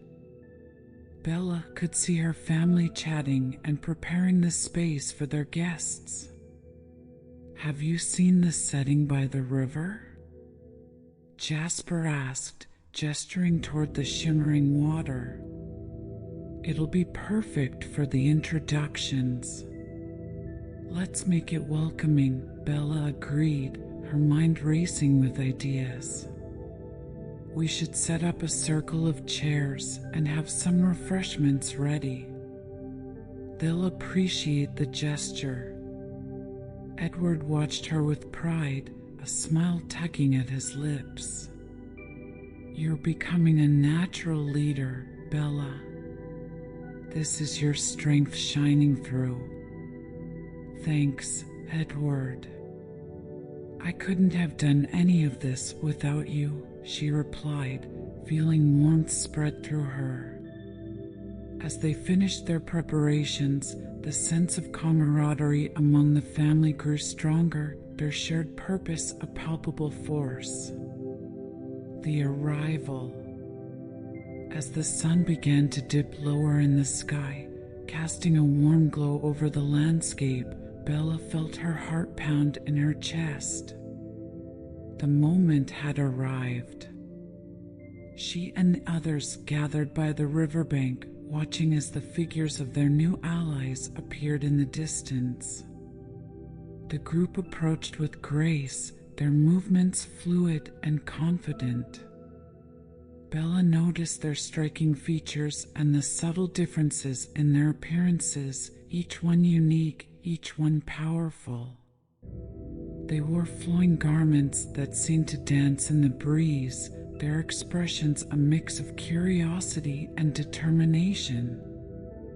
"Welcome," Bella called out, stepping forward to greet them. "We are so glad you've come." The leader of the group, a tall vampire with long, silver hair and piercing blue eyes, stepped forward. "I am Kale," he introduced, his voice smooth and melodic. "We've traveled far to meet you and learn more about this community you've built."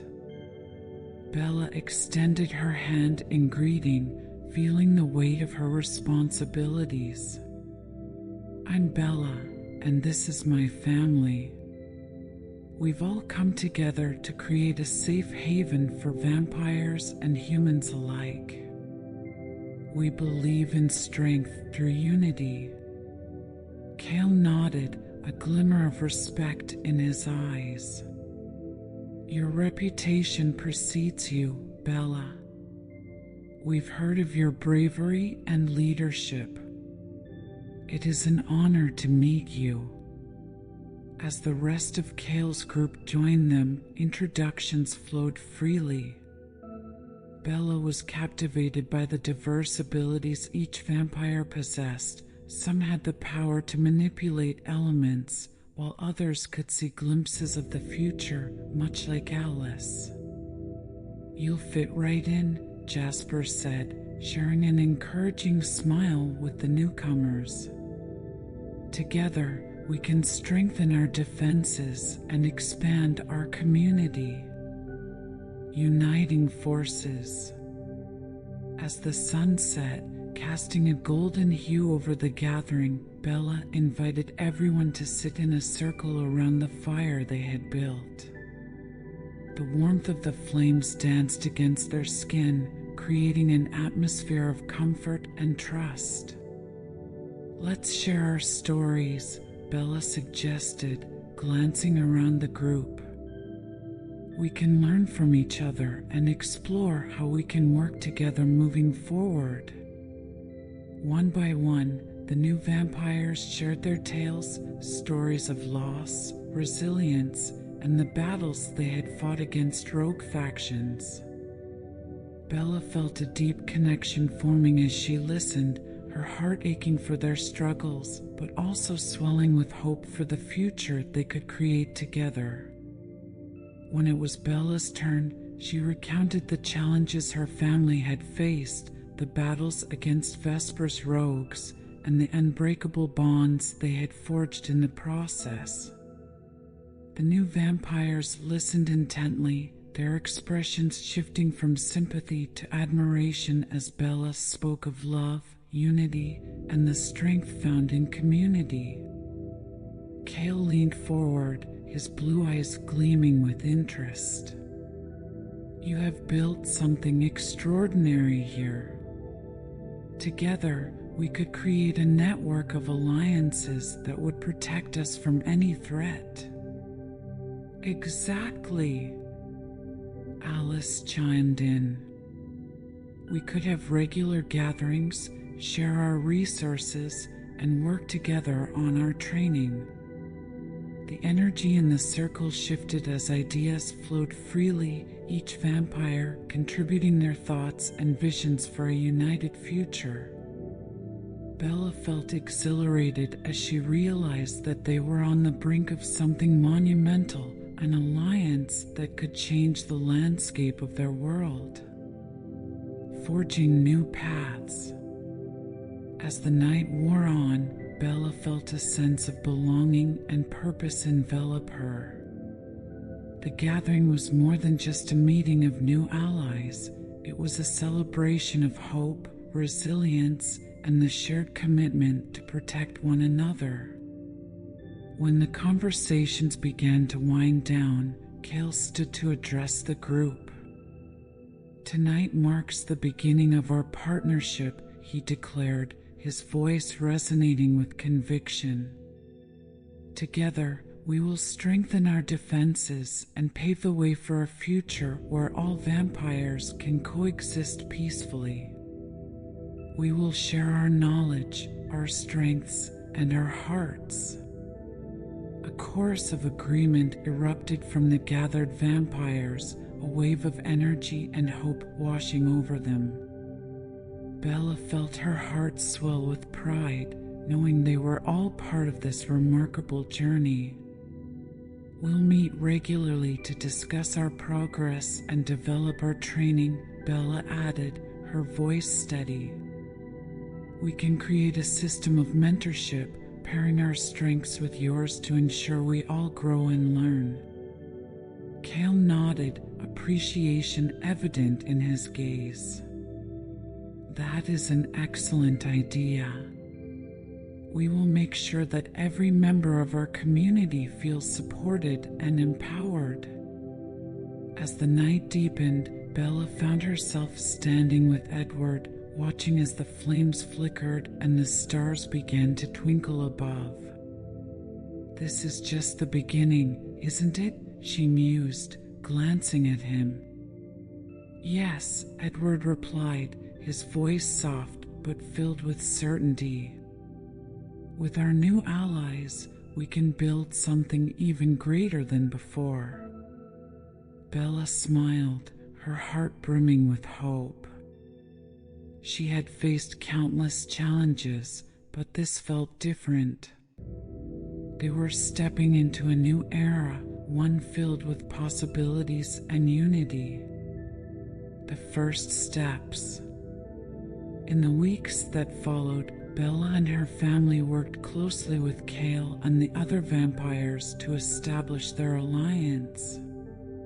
They organized training sessions, shared their knowledge, and created a sense of camaraderie that was palpable. Bella was amazed at how quickly they all adapted, their combined strengths amplifying their abilities. During one training session, Bella found herself paired with a vampire named Mira, who had the power to manipulate shadows. "This is incredible!" Bella exclaimed as they practiced, the shadows swirling around her with Mira's guidance. "You have a natural talent for this," Mira complimented, her eyes shining with excitement. "With your focus and determination, You could become a master in no time. Bella felt a rush of pride at Myra's words, her confidence bolstered as they continued their training. She thrived on the challenges, feeling a sense of purpose with each new skill she acquired. As they trained, Bella also made it a point to get to know the other members of Kale's group. Each one had a unique story, a testament to their resilience and strength. The more she learned about them, the more she felt their presence enriched their community, gathering storms. However, as Bella and her family worked to build their newfound alliances, an undercurrent of tension began to build. Rumors of rogue factions stirring in the shadows reached their ears, whispers of unrest that threatened to undermine everything they had fought for. One evening, as Bella and Edward sat together, poring over strategies for their next meeting, Alice burst in, her expression grave. "I've seen something. There's a new threat coming, more powerful than Vesper's group. They're rallying forces, and they're targeting us." Bella felt a chill run down her spine. "How soon will they arrive?" "I can't be certain," Alice replied, her eyes distant as she tried to focus on her vision. "But we need to prepare. We can't let them catch us off guard.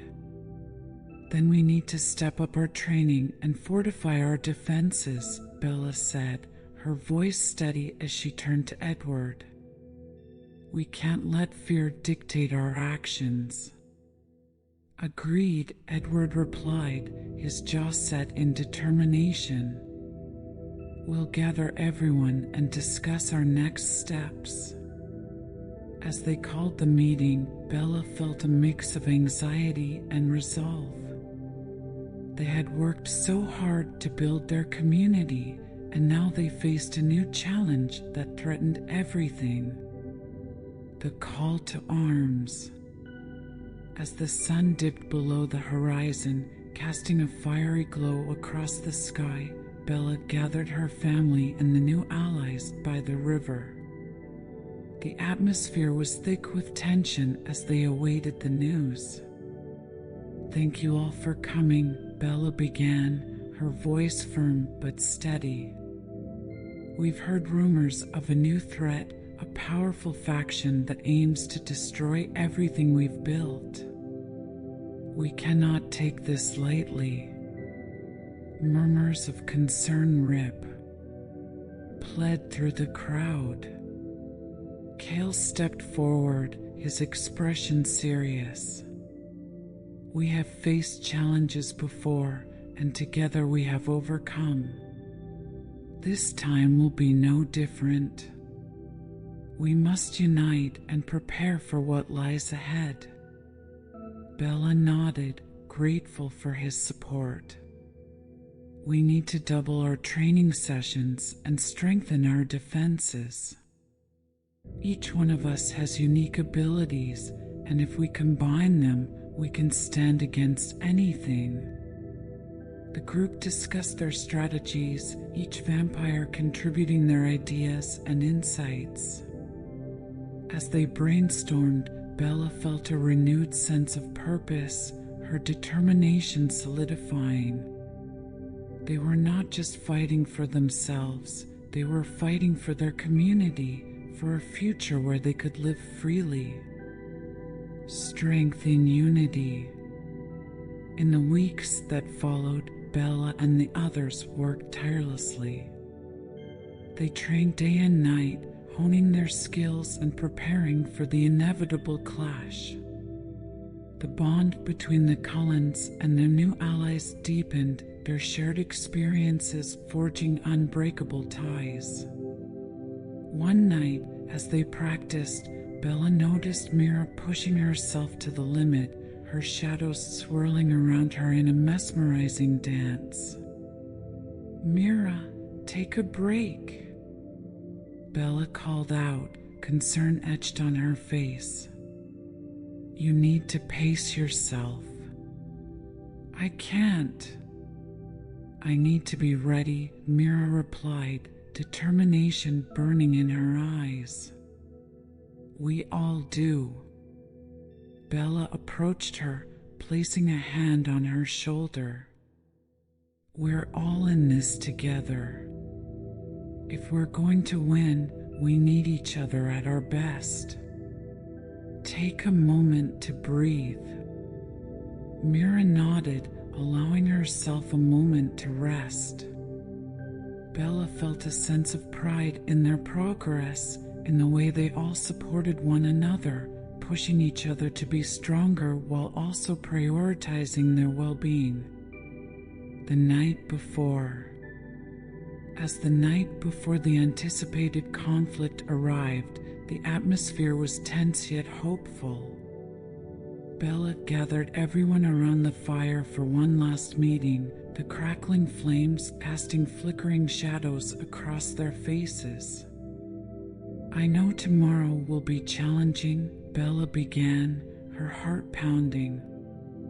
But remember why we fight. We fight for each other, for the peace we've built, and for the future we want to create. Kale stood up, his presence commanding. We are stronger together. Let's promise to protect one another and stand united against this threat. No matter what happens, we fight as one. With a chorus of agreement, Bella felt a surge of resolve wash over her. They were not just a collection of vampires, they were a family, a force to be reckoned with. As the fire crackled, Bella felt a deep sense of gratitude for everyone gathered. She was no longer just the girl who had been transformed into a vampire. She was a leader, a protector, and a vital part of a greater purpose. The clash. The next day, the air was charged with tension as Bella and her allies prepared for battle. They gathered at the edge of the forest, where the sun hung high in the sky, illuminating the path ahead. Stay sharp, Edward whispered, his voice low as he held Bella's hand tightly. Remember our training. We've got this. Bella nodded, feeling a mixture of fear and determination. Together. As they advanced, they spotted their adversaries in the distance, dark figures standing in a line, a palpable sense of malice radiating from them. The leader stepped forward, a sinister smile spreading across his face. You think you can stand against us? You're just a bunch of misfits, he sneered, his voice dripping with disdain.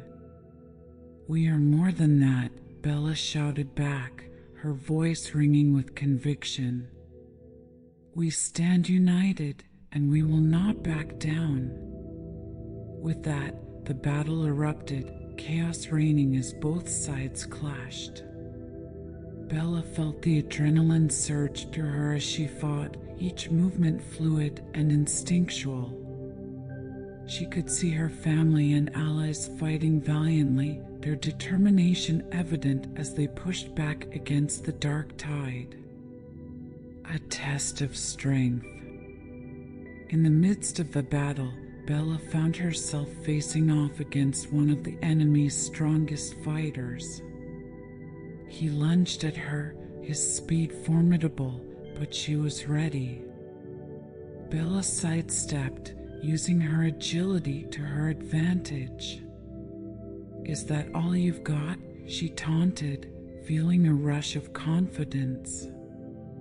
The fighter snarled, charging at her again, but Bella was faster. She ducked beneath his swing, delivering a powerful kick that sent him sprawling to the ground.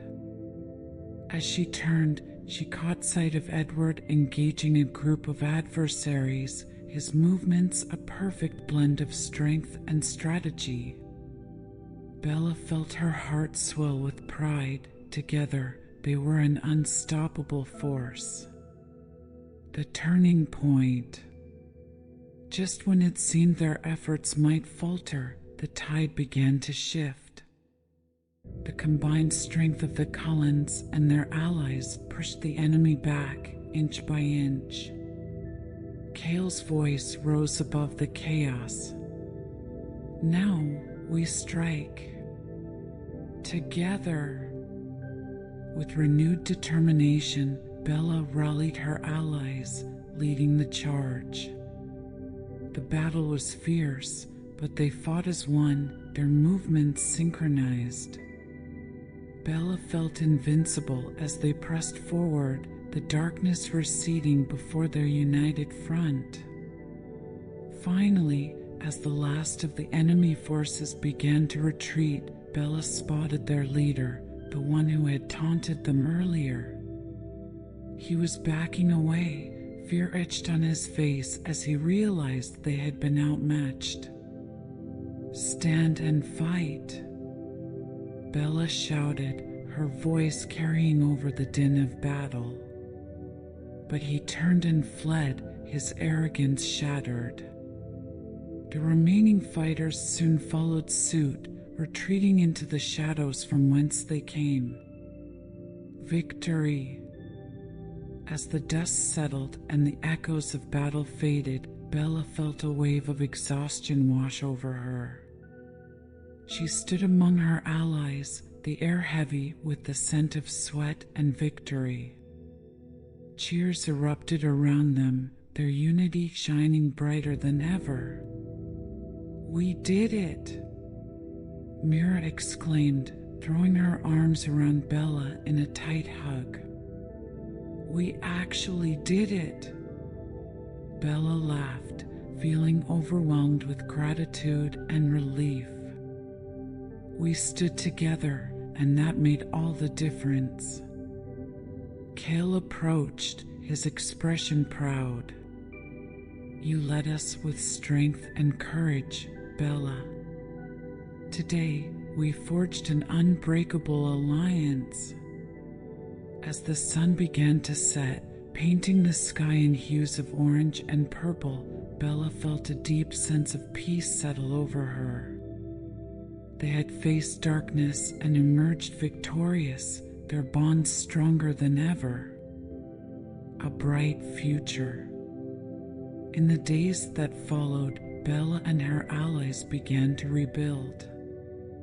They held gatherings to celebrate their victory, sharing stories of their experiences and solidifying the connections they had formed. Bella took pride in her role as a leader, working alongside Cale and the other vampires to strengthen their community. They established new training sessions and forged alliances with neighboring vampire groups, fostering a network of support that would keep them all safe. One evening, as Bella and Edward walked hand in hand through the forest, she reflected on their journey. "I never imagined I'd be here, leading our community and fighting for something bigger than myself," she said, glancing up at him. "You've always had that strength within you," Edward replied, his gaze tender. "You just needed the right circumstances to bring it out." Bella smiled, her heart full. "And I couldn't have done it without you." As they reached the edge of the clearing, Bella felt a sense of hope enveloping her. They had faced darkness and emerged stronger, united in their purpose. She knew that together, they could face whatever challenges lay ahead. With a deep breath, Bella looked toward the horizon, the promise of a bright future shining before her. She was ready for the next chapter of their lives, a chapter filled with hope, love, and the unbreakable bonds of family. And so, With the support of her loved ones, Bella embraced her new reality, ready to carve out a path of light in a world once shadowed by darkness. The future was theirs for the taking, and together they would thrive. Building the future. As the weeks turned into months, Bella and the Cullens, along with their new allies, worked diligently to establish a stable and thriving community. They organized regular training sessions, emphasizing teamwork and shared skills. Each gathering brought with it a deeper understanding of their abilities and a stronger bond between the diverse groups. The Cullen home transformed into a hub of activity, buzzing with energy and laughter. Bella found joy in the small moments, cooking meals together, sharing stories around the fire, and witnessing the friendships blossoming among their allies. One afternoon, as they prepared for another training session, Alice caught Bella's attention. "Let's do something special for everyone, a celebration of our unity," she suggested, her eyes sparkling with excitement. "I love that idea," Bella replied, her enthusiasm matching Alice's. "We should have food, music, and maybe even some games. It'll be a great way to strengthen our bonds and have fun together." They quickly rallied the group, and plans for the celebration took shape. As the date approached, Bella felt a flutter of anticipation. She wanted to show everyone how far they had come since the day they first gathered by the river, united against a common enemy. The celebration. The day of the celebration arrived, and the clearing by the river was transformed. Colorful banners hung from the trees, and tables were laden with delicious food. Laughter echoed through the air as Bella and the others prepared for the festivities. Bella wore a flowing dress that danced with the breeze, feeling a sense of joy as she moved among her friends. The atmosphere was alive with excitement, a perfect reflection of their unity and hope. As the sun began to set, casting a warm glow over the gathering, Bella took a moment to survey the scene. Vampires from all walks of life mingled, sharing stories and laughter, their faces illuminated by the flickering lanterns strung above them. "Everyone is really enjoying themselves," Edward said, wrapping an arm around Bella's waist. She leaned into him, savoring the moment. "It's so wonderful to see our family and allies come together like this." Alice approached, her arms overflowing with snacks. "You both need to try these," she exclaimed, her enthusiasm infectious. "I think I might have outdone myself this time." The festivities continued into the night, with music and dancing filling the air. Bella found herself swept up in the joy of the moment, the worries of the past fading away. They were all here, together, celebrating a brighter future. Unforeseen challenges. As the celebration reached its peak, a sudden chill swept through the air, silencing the laughter. Bella exchanged a concerned glance with Edward. "Do you feel that?" she asked, her instincts on high alert. Before Edward could respond, Cale stepped forward, his expression serious. "We need to be vigilant. It feels like a storm is brewing." Just as he spoke, a group of shadows emerged from the tree-line, dark figures that moved with eerie grace. Bella's heart raced as she recognized the familiar sense of menace they brought. "Not again," she murmured, anger flaring within her. They had just begun to celebrate their unity, and now they were being confronted by darkness once more. The gathering turned tense as the newcomers stepped into the light, revealing themselves as members of a faction that had been previously defeated.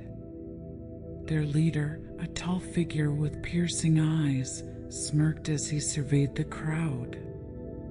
"You thought you could build a safe haven without us noticing?" he taunted.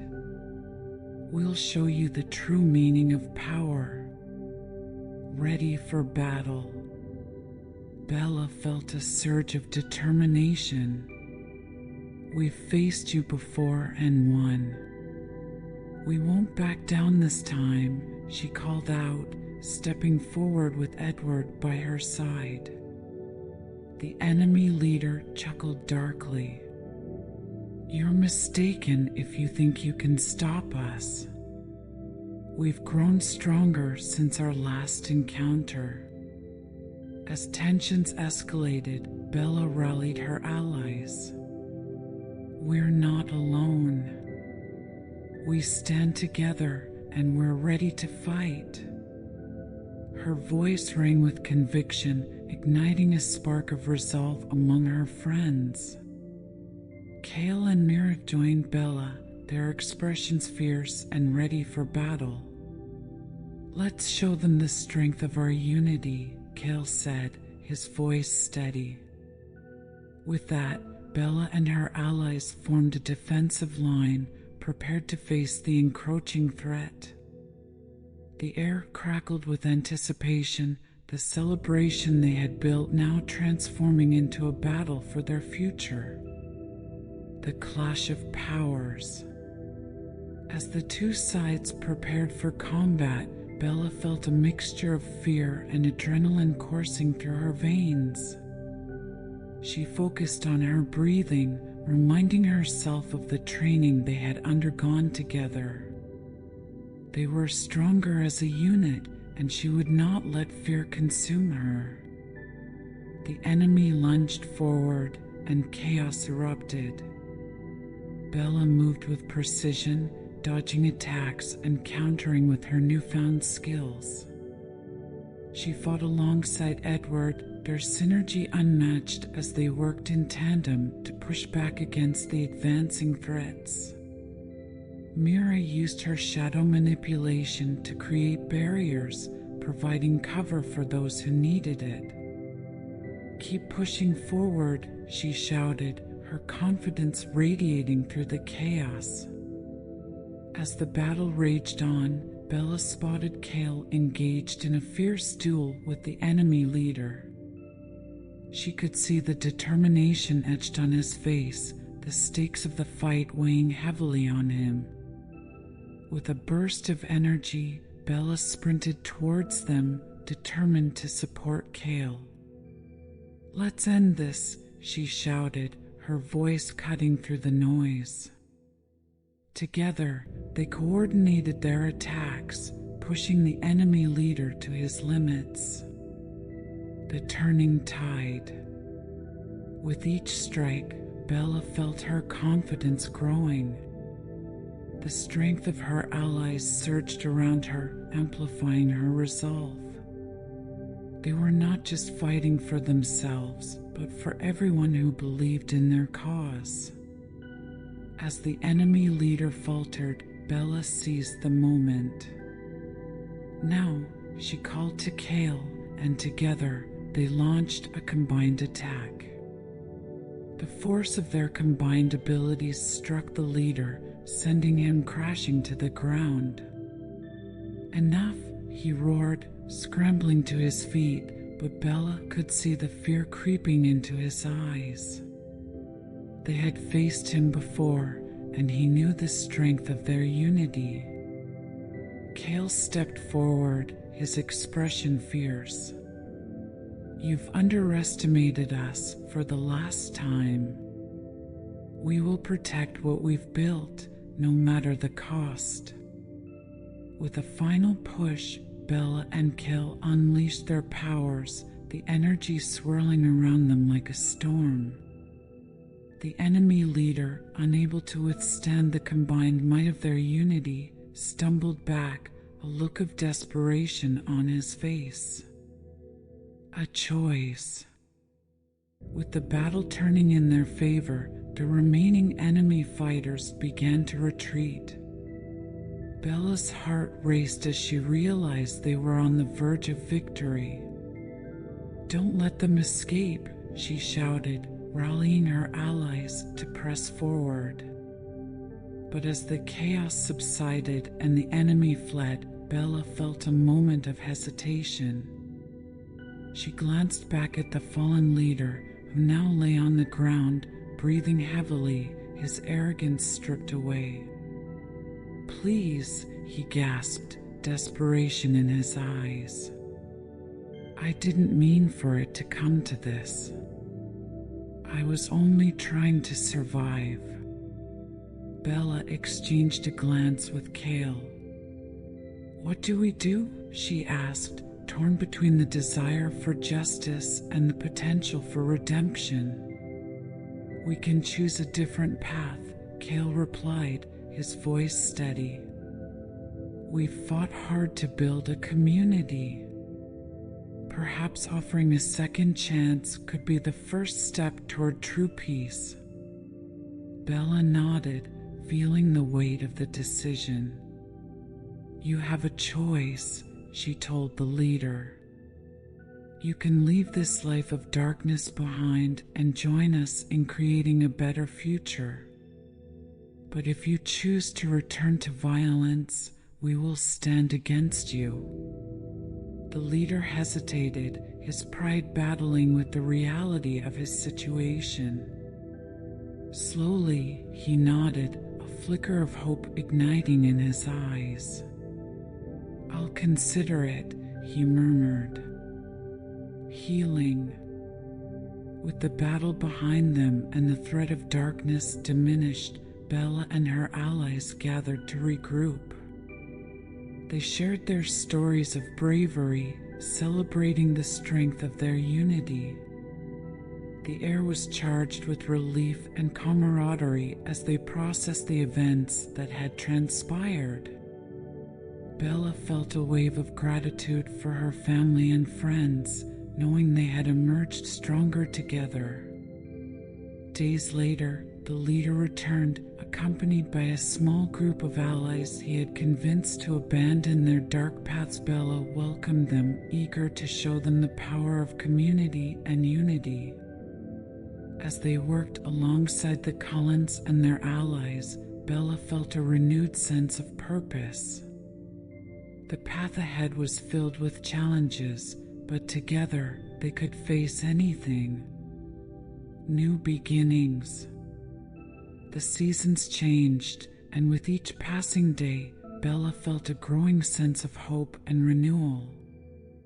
Their community flourished, a vibrant tapestry of vampires united in their shared goals.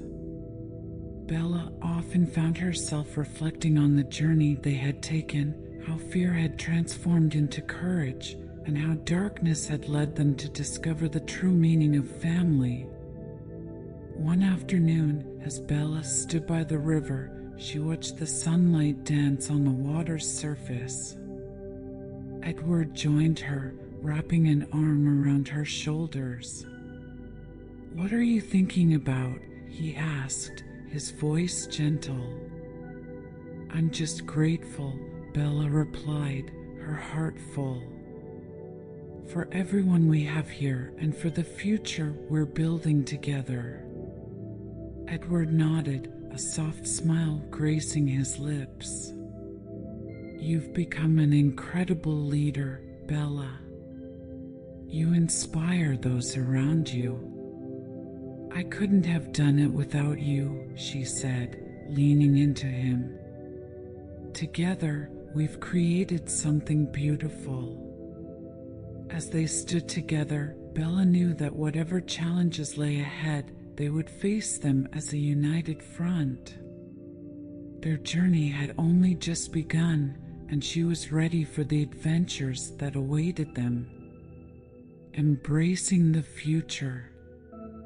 In the months that followed, Bella and her allies continued to forge new paths. They established connections with other vampire communities, sharing knowledge and resources. Their reputation as a united and peaceful faction spread, inviting others to join them. Bella took pride in her role, mentoring newcomers and fostering an environment of growth and support. She felt a deep sense of belonging, knowing she was part of something greater than herself. One evening, as the stars twinkled overhead, Bella gathered everyone for a celebration under the night sky. They shared laughter, stories, and dreams for the future, their spirits high. "We've come so far together," Bella said, standing before her friends. "Let's continue to support each other and embrace whatever comes next. The future is ours to shape." With cheers echoing around her, Bella felt a profound sense of purpose. She was no longer just a vampire trying to find her place in the world. She was a leader, a friend, and a beacon of hope for those around her. As the night deepened, Bella gazed up at the stars, a smile on her face. The future was bright, and she was ready to embrace every moment of it, surrounded by family, friends, and the promise of new adventures yet to come. The dawn of a new era. As the celebration under the stars came to an end, Bella stood at the edge of the clearing, watching as her family and allies returned to their homes. The weight of leadership rested comfortably on her shoulders now, no longer a burden, but a mantle she wore with pride. She knew that with each passing day, they were building something extraordinary, something that would endure. Edward came up beside her, his presence grounding and comforting. "What's next?" he asked, a soft smile playing on his lips. Bella gazed out into the distance, where the moonlight kissed the treetops. "We keep building.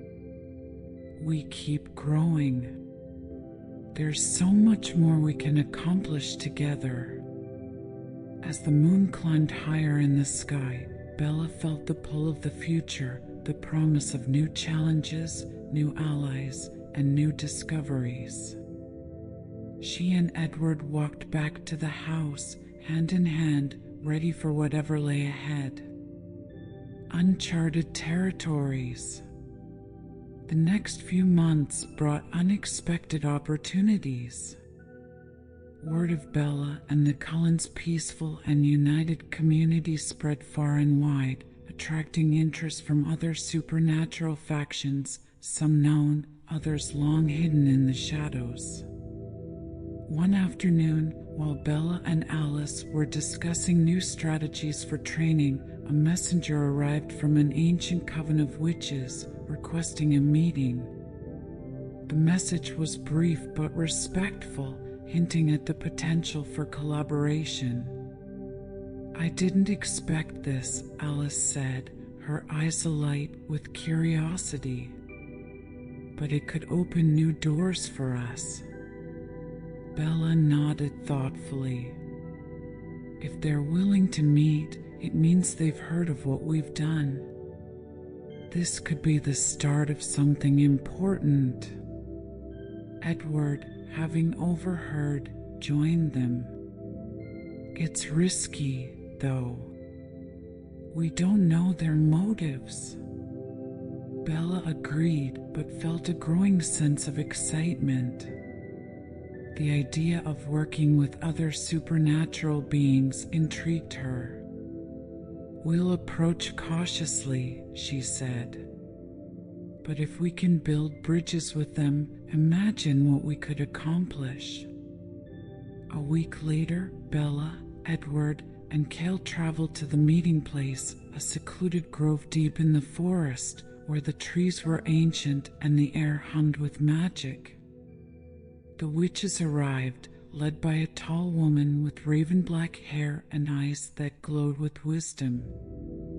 Her name was Seraphine, and she carried herself with a quiet authority. "We've heard of your community," Seraphine said, her voice soft but powerful. "Your unity, your strength. It is rare to find such cooperation among your kind. We seek an alliance." Bella studied Seraphine's face, searching for any signs of deception. But all she saw was sincerity and perhaps a hint of hope. "We're open to alliances," Bella replied carefully.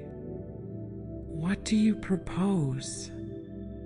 Seraphine smiled, a flicker of warmth touching her expression. "We offer knowledge and protection. In return, we ask for the same. The world is changing, and we believe that by standing together, we can weather the storms to come." The Pact. Over the next few days, negotiations between the Cullens and the witches deepened. Bella and Seraphine found common ground quickly, their mutual respect growing with each conversation. The witches offered insight into the ancient magic that governed their world, while Bella and the Cullens shared their knowledge of vampire powers and survival.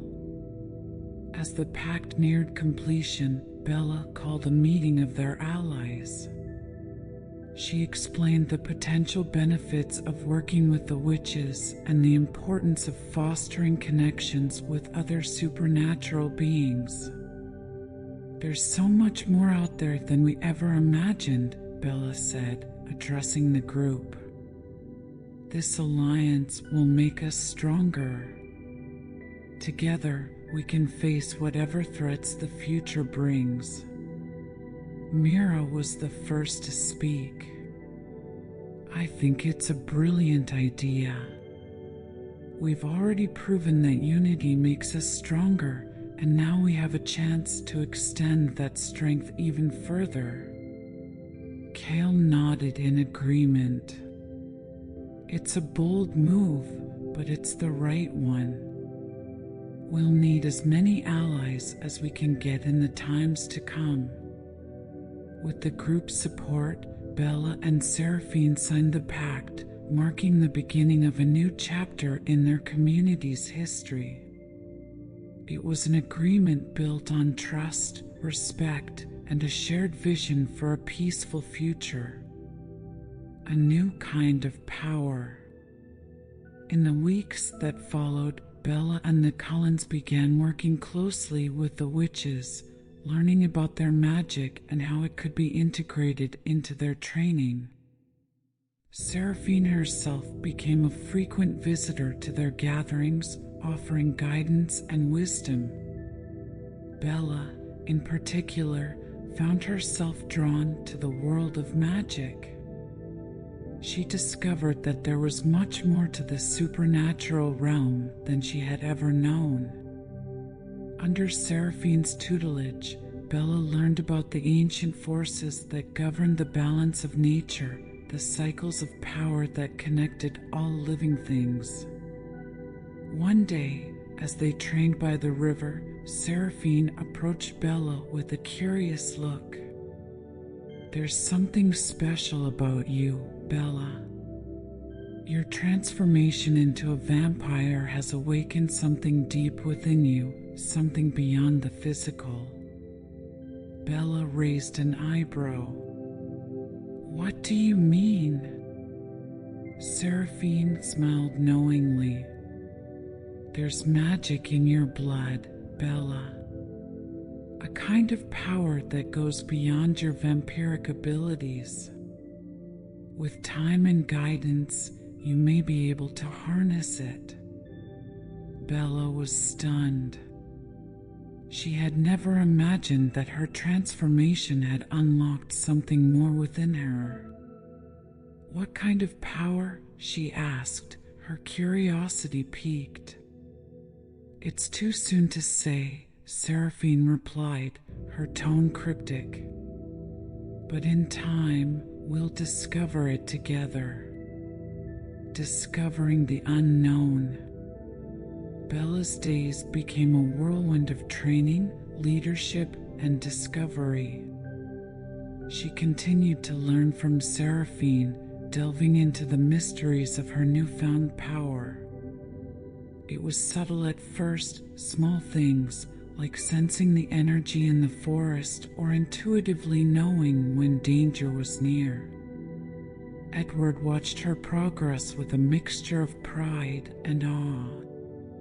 "You've always been special, Bella," he said one evening as they sat together on the porch, watching the stars.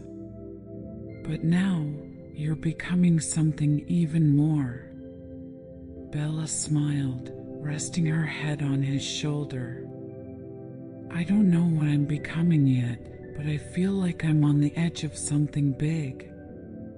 As the days passed, Bella's connection to the world around her deepened. She could feel the pulse of the earth beneath her feet, the subtle rhythms of nature that guided the flow of power. Seraphine continued to mentor her, teaching her how to focus her energy and tap into the magic that lay dormant within. But with this newfound power came responsibility. Bella knew that she would have to master it if she was to protect her community and lead them through the challenges that lay ahead.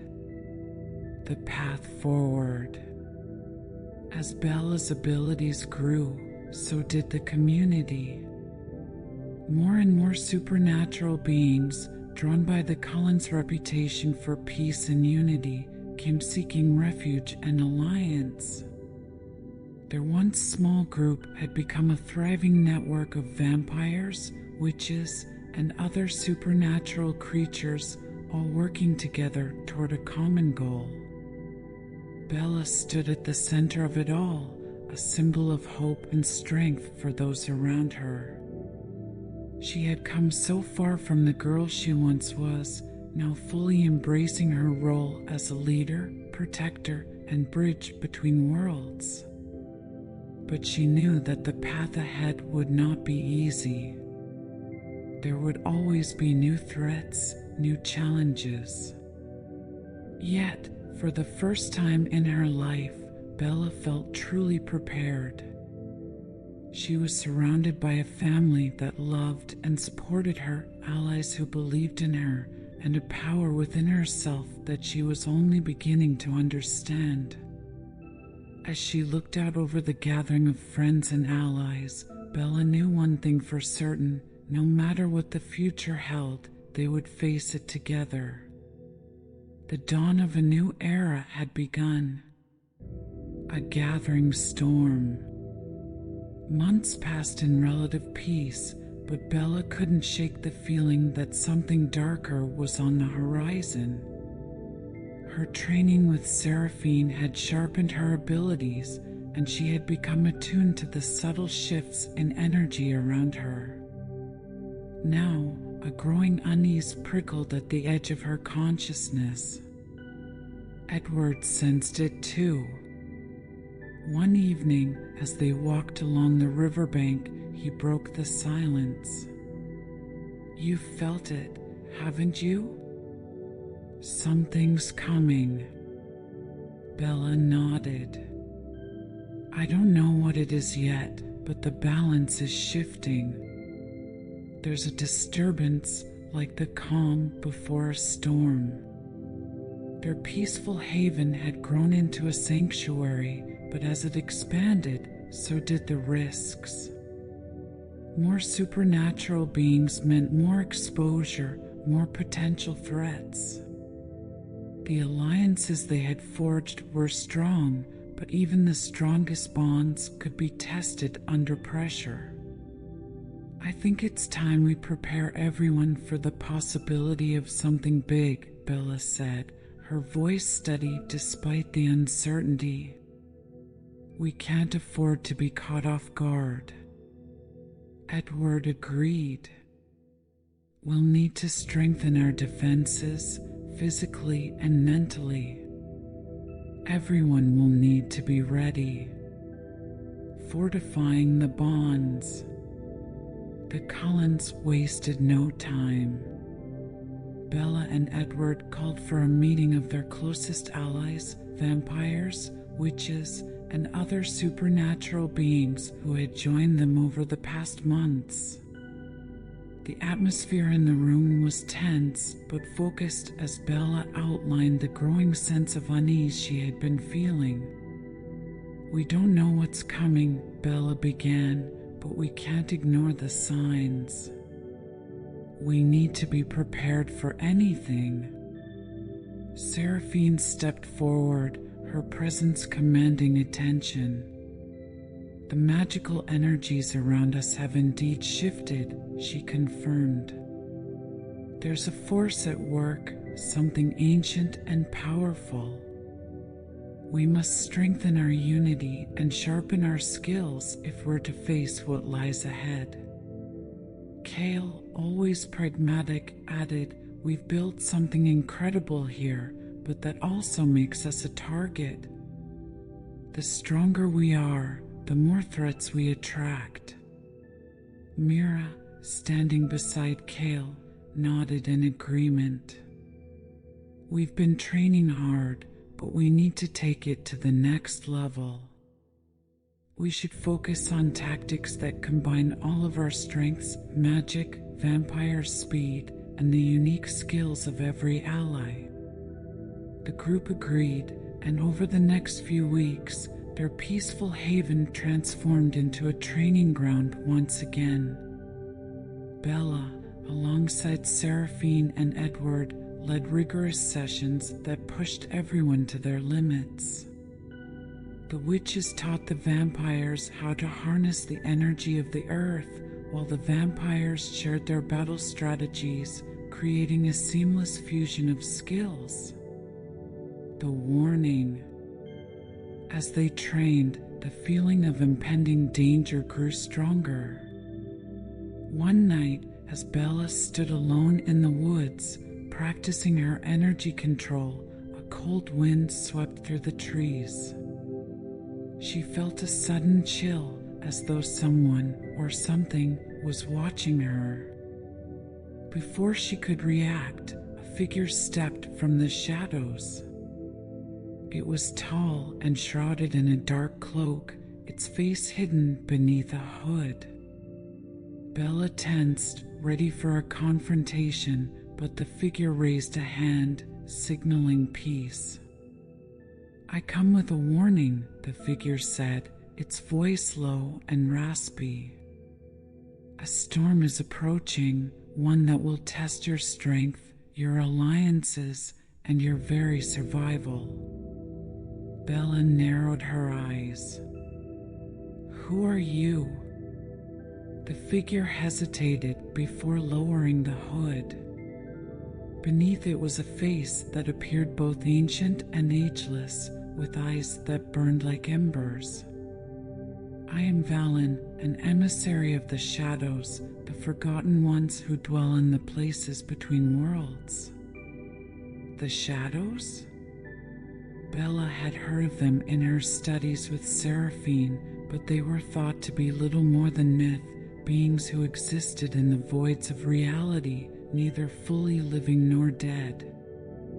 Valen nodded slowly. "We have watched your kind for centuries, and now the balance is tipping.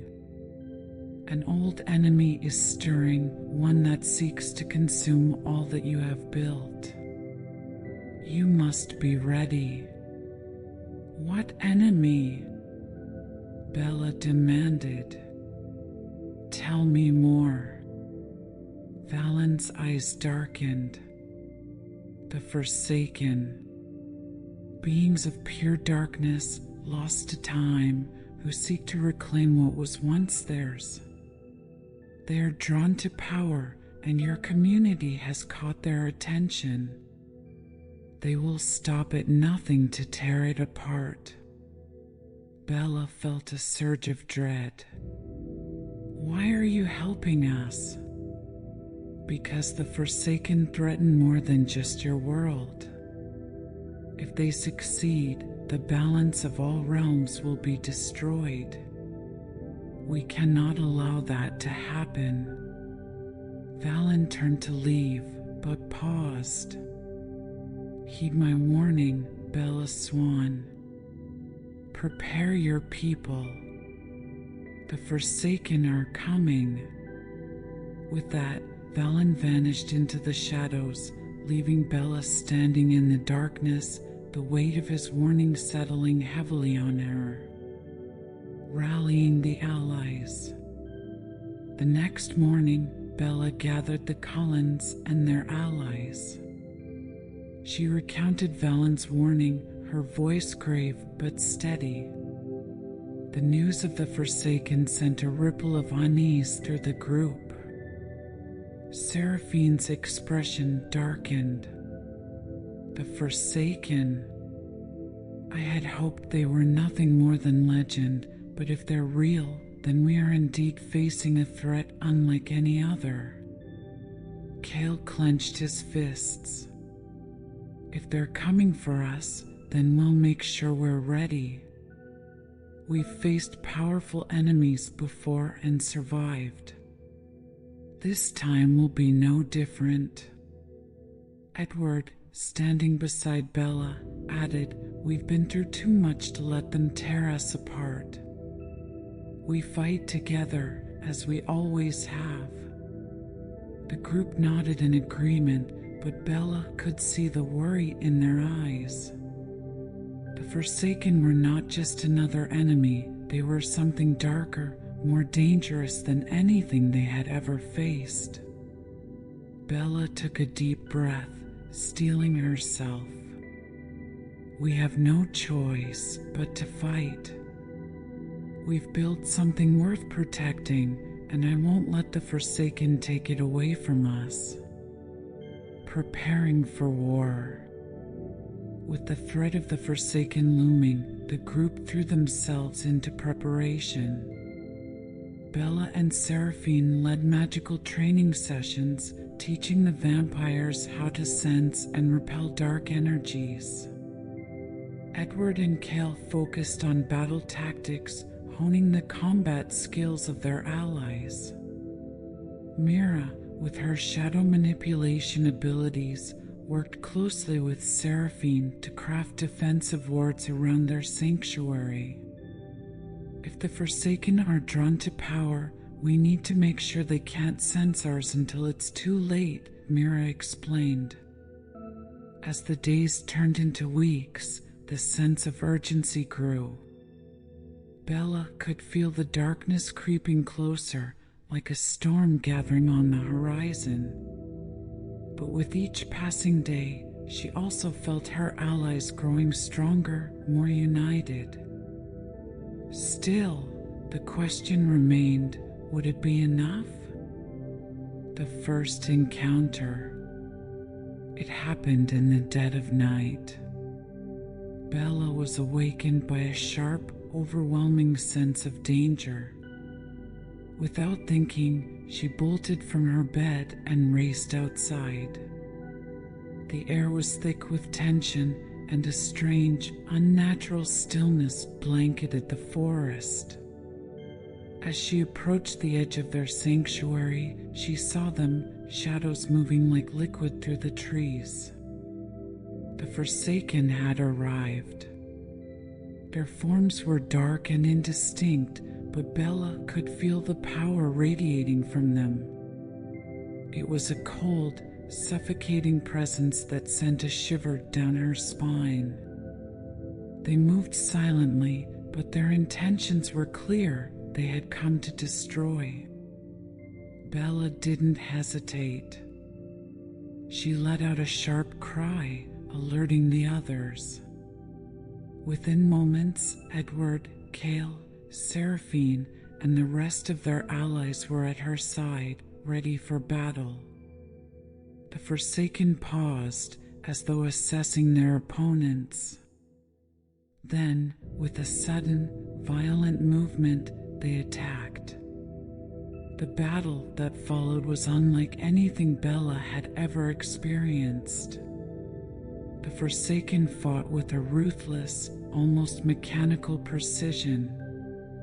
Their power was immense, and they moved through the battlefield like living shadows, slipping between attacks and striking with deadly force. But Bella and her allies were ready. They fought back with everything they had, using their unique abilities to counter the Forsaken's dark magic.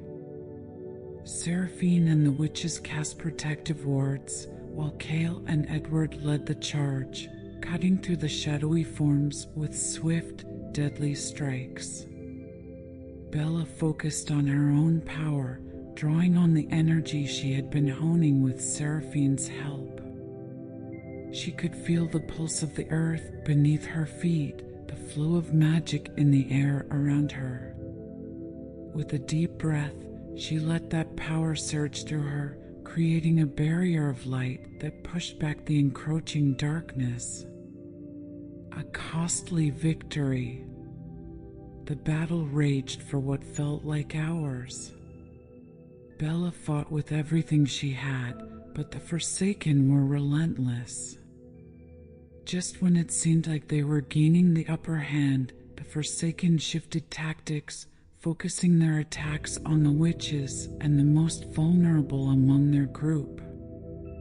In the chaos, Bella saw Serapine fall, struck by a blow from one of the Forsaken.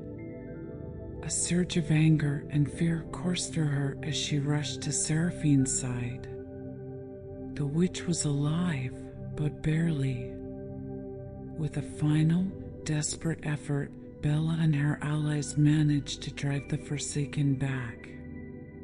The remaining shadows melted into the forest, retreating into the darkness from which they came. But the victory was bittersweet. Several of their allies were injured, and the cost of the battle weighed heavily on them all. Bella knelt beside Serapine, who was weak but conscious. "We won," Bella whispered, though the words felt hollow. Serapine smiled faintly. "This was just the beginning," she murmured.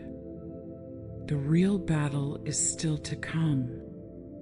As the dawn broke, casting a pale light over the battlefield, Bella knew that Serapine was right. They had won this fight, but the war was far from over.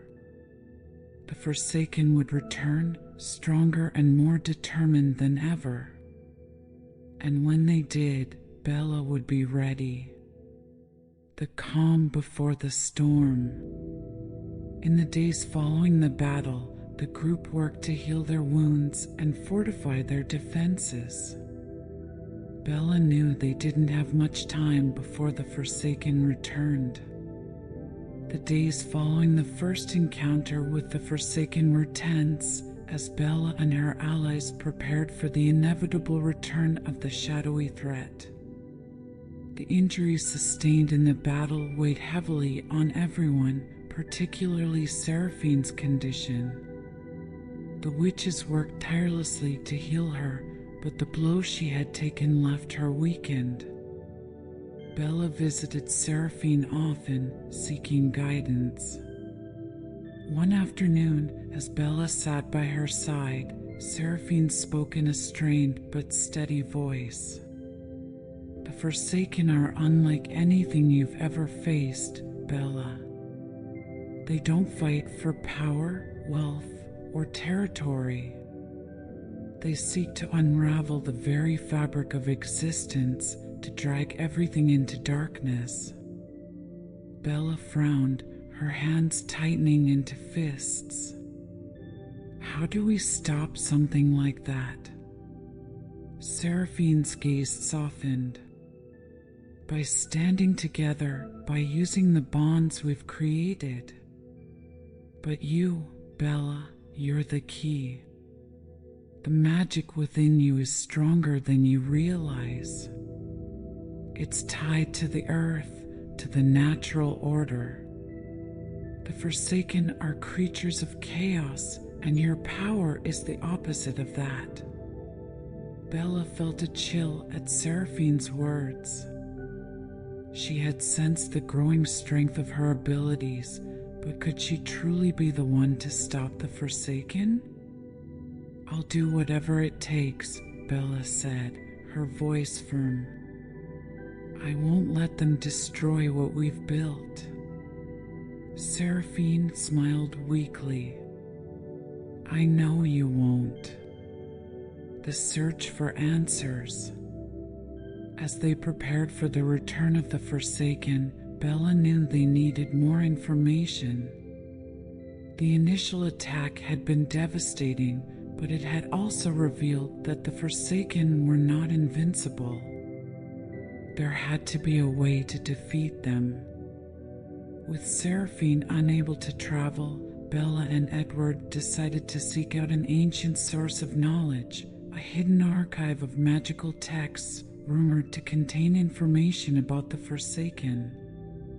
According to Seraphine, the archive was guarded by a reclusive witch named Alara, who had lived through centuries of conflict and might hold the key to understanding their enemies. Edward insisted on coming with Bella, though she could sense his unease. "We don't know what we'll find there," he said as they prepared to leave. "But if there's a chance to stop the Forsaken, we have to take it." Their journey took them deep into the wilderness, far from their sanctuary. The forest became denser, the air heavy with magic as they approached Alara's domain. After hours of travel, they finally reached a small, weathered cottage hidden among towering trees. Alara herself was waiting for them, a tall woman with silver hair and eyes that glittered with ancient wisdom. She studied Bella and Edward with a discerning gaze before nodding slightly. "You've come for answers about the Forsaken," she said, her voice smooth and melodic. "I feared they would rise again." Bella wasted no time. "We've fought them once, but we need to know how to defeat them permanently. What can you tell us?" Alara led them into her cottage, where the air was thick with the scent of herbs and old books. She gestured for them to sit. The Forsaken were born from a great betrayal, a group of beings who sought immortality but instead found themselves cursed to exist in a realm of shadows. They became beings of pure chaos, feeding off the energy of others to sustain themselves. "They've grown stronger over the centuries," Alara continued. "Each time they are defeated, they retreat to the void between worlds, only to return more powerful.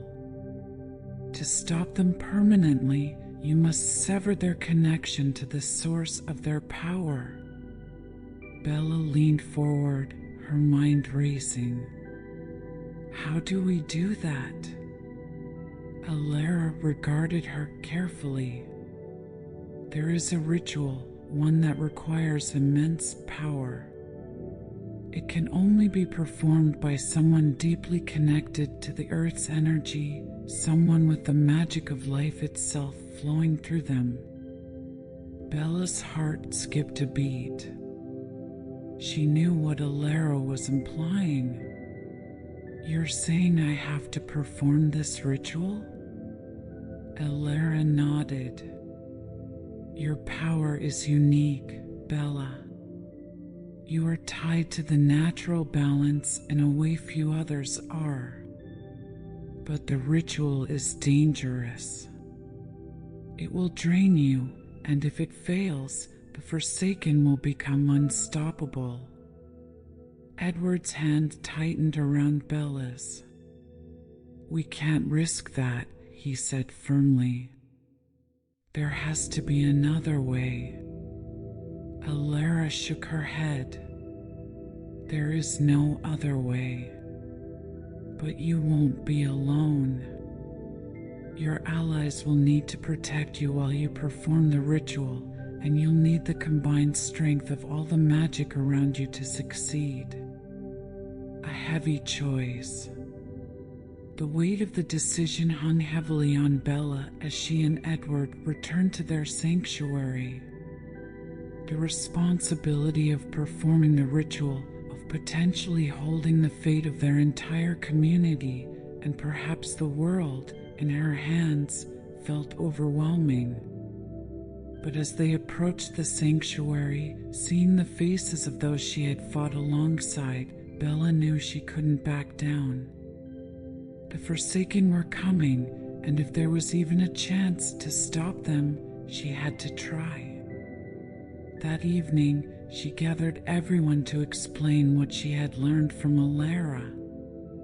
The gravity of her words settled over the group like a dark cloud.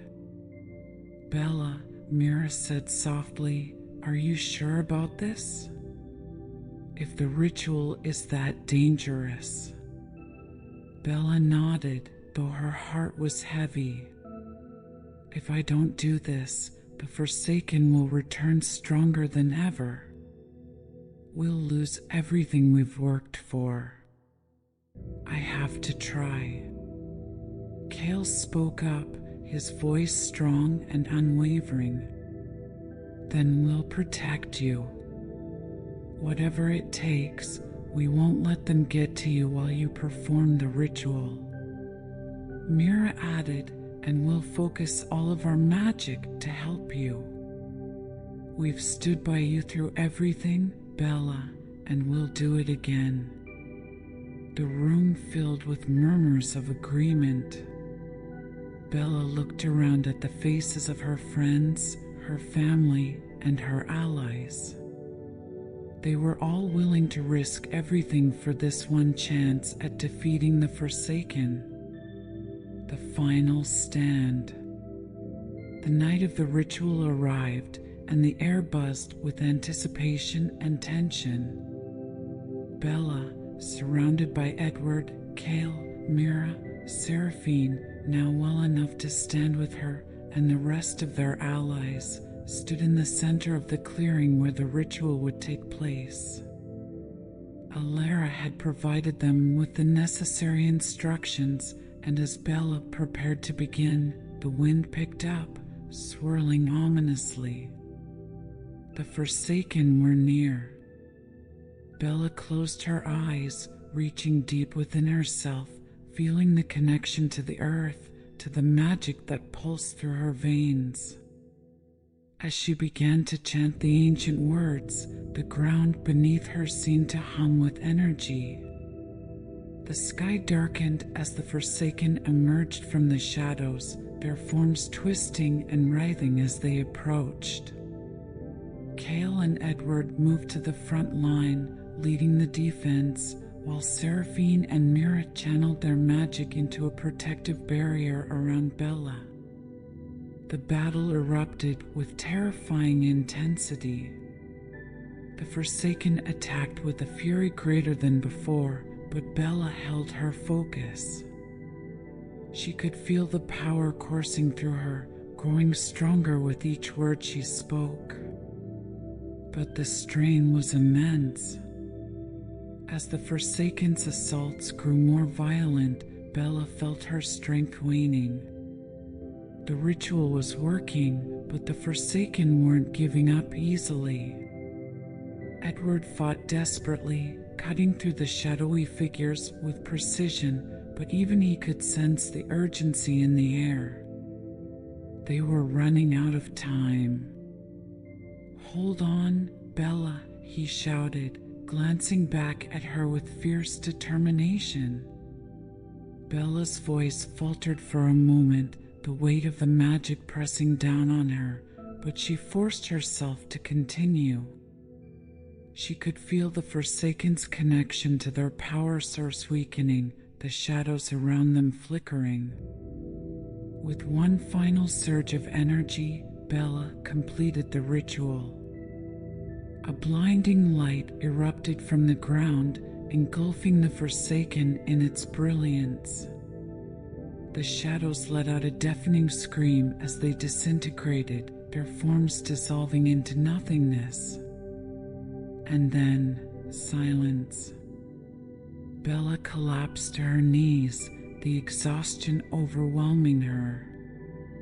Edward was by her side in an instant, his arms around her, his voice filled with relief. "You did it, Bella. It's over." The Forsaken were gone, their connection to the void severed. The battle was won. A new dawn. In the days that followed, the group worked to rebuild and heal. The Forsaken were defeated, but the toll of the battle was felt by everyone. Yet, there was a sense of hope, a feeling that, for the first time in a long while, they were truly safe. Bella, still recovering from the ritual strain, stood with Edward on a hill overlooking their sanctuary. The sun was rising, casting a warm glow over the land. "We've been through so much," Edward said softly, his hand intertwined with hers. "But we made it. Together." Bella nodded, her heart full. Together. As the first rays of sunlight broke through the clouds, Bella knew that their future was bright. They had faced darkness and emerged stronger, united by the bonds they had forged and the love that held them together. The Forsaken were gone, but their journey was far from over. There would be more challenges ahead, more adventures to face. But whatever came next, Bella knew she wasn't facing it alone. She smiled, turning toward the horizon. A new dawn was upon them, and with it, the promise of a future filled with hope, strength, and endless possibilities. The end.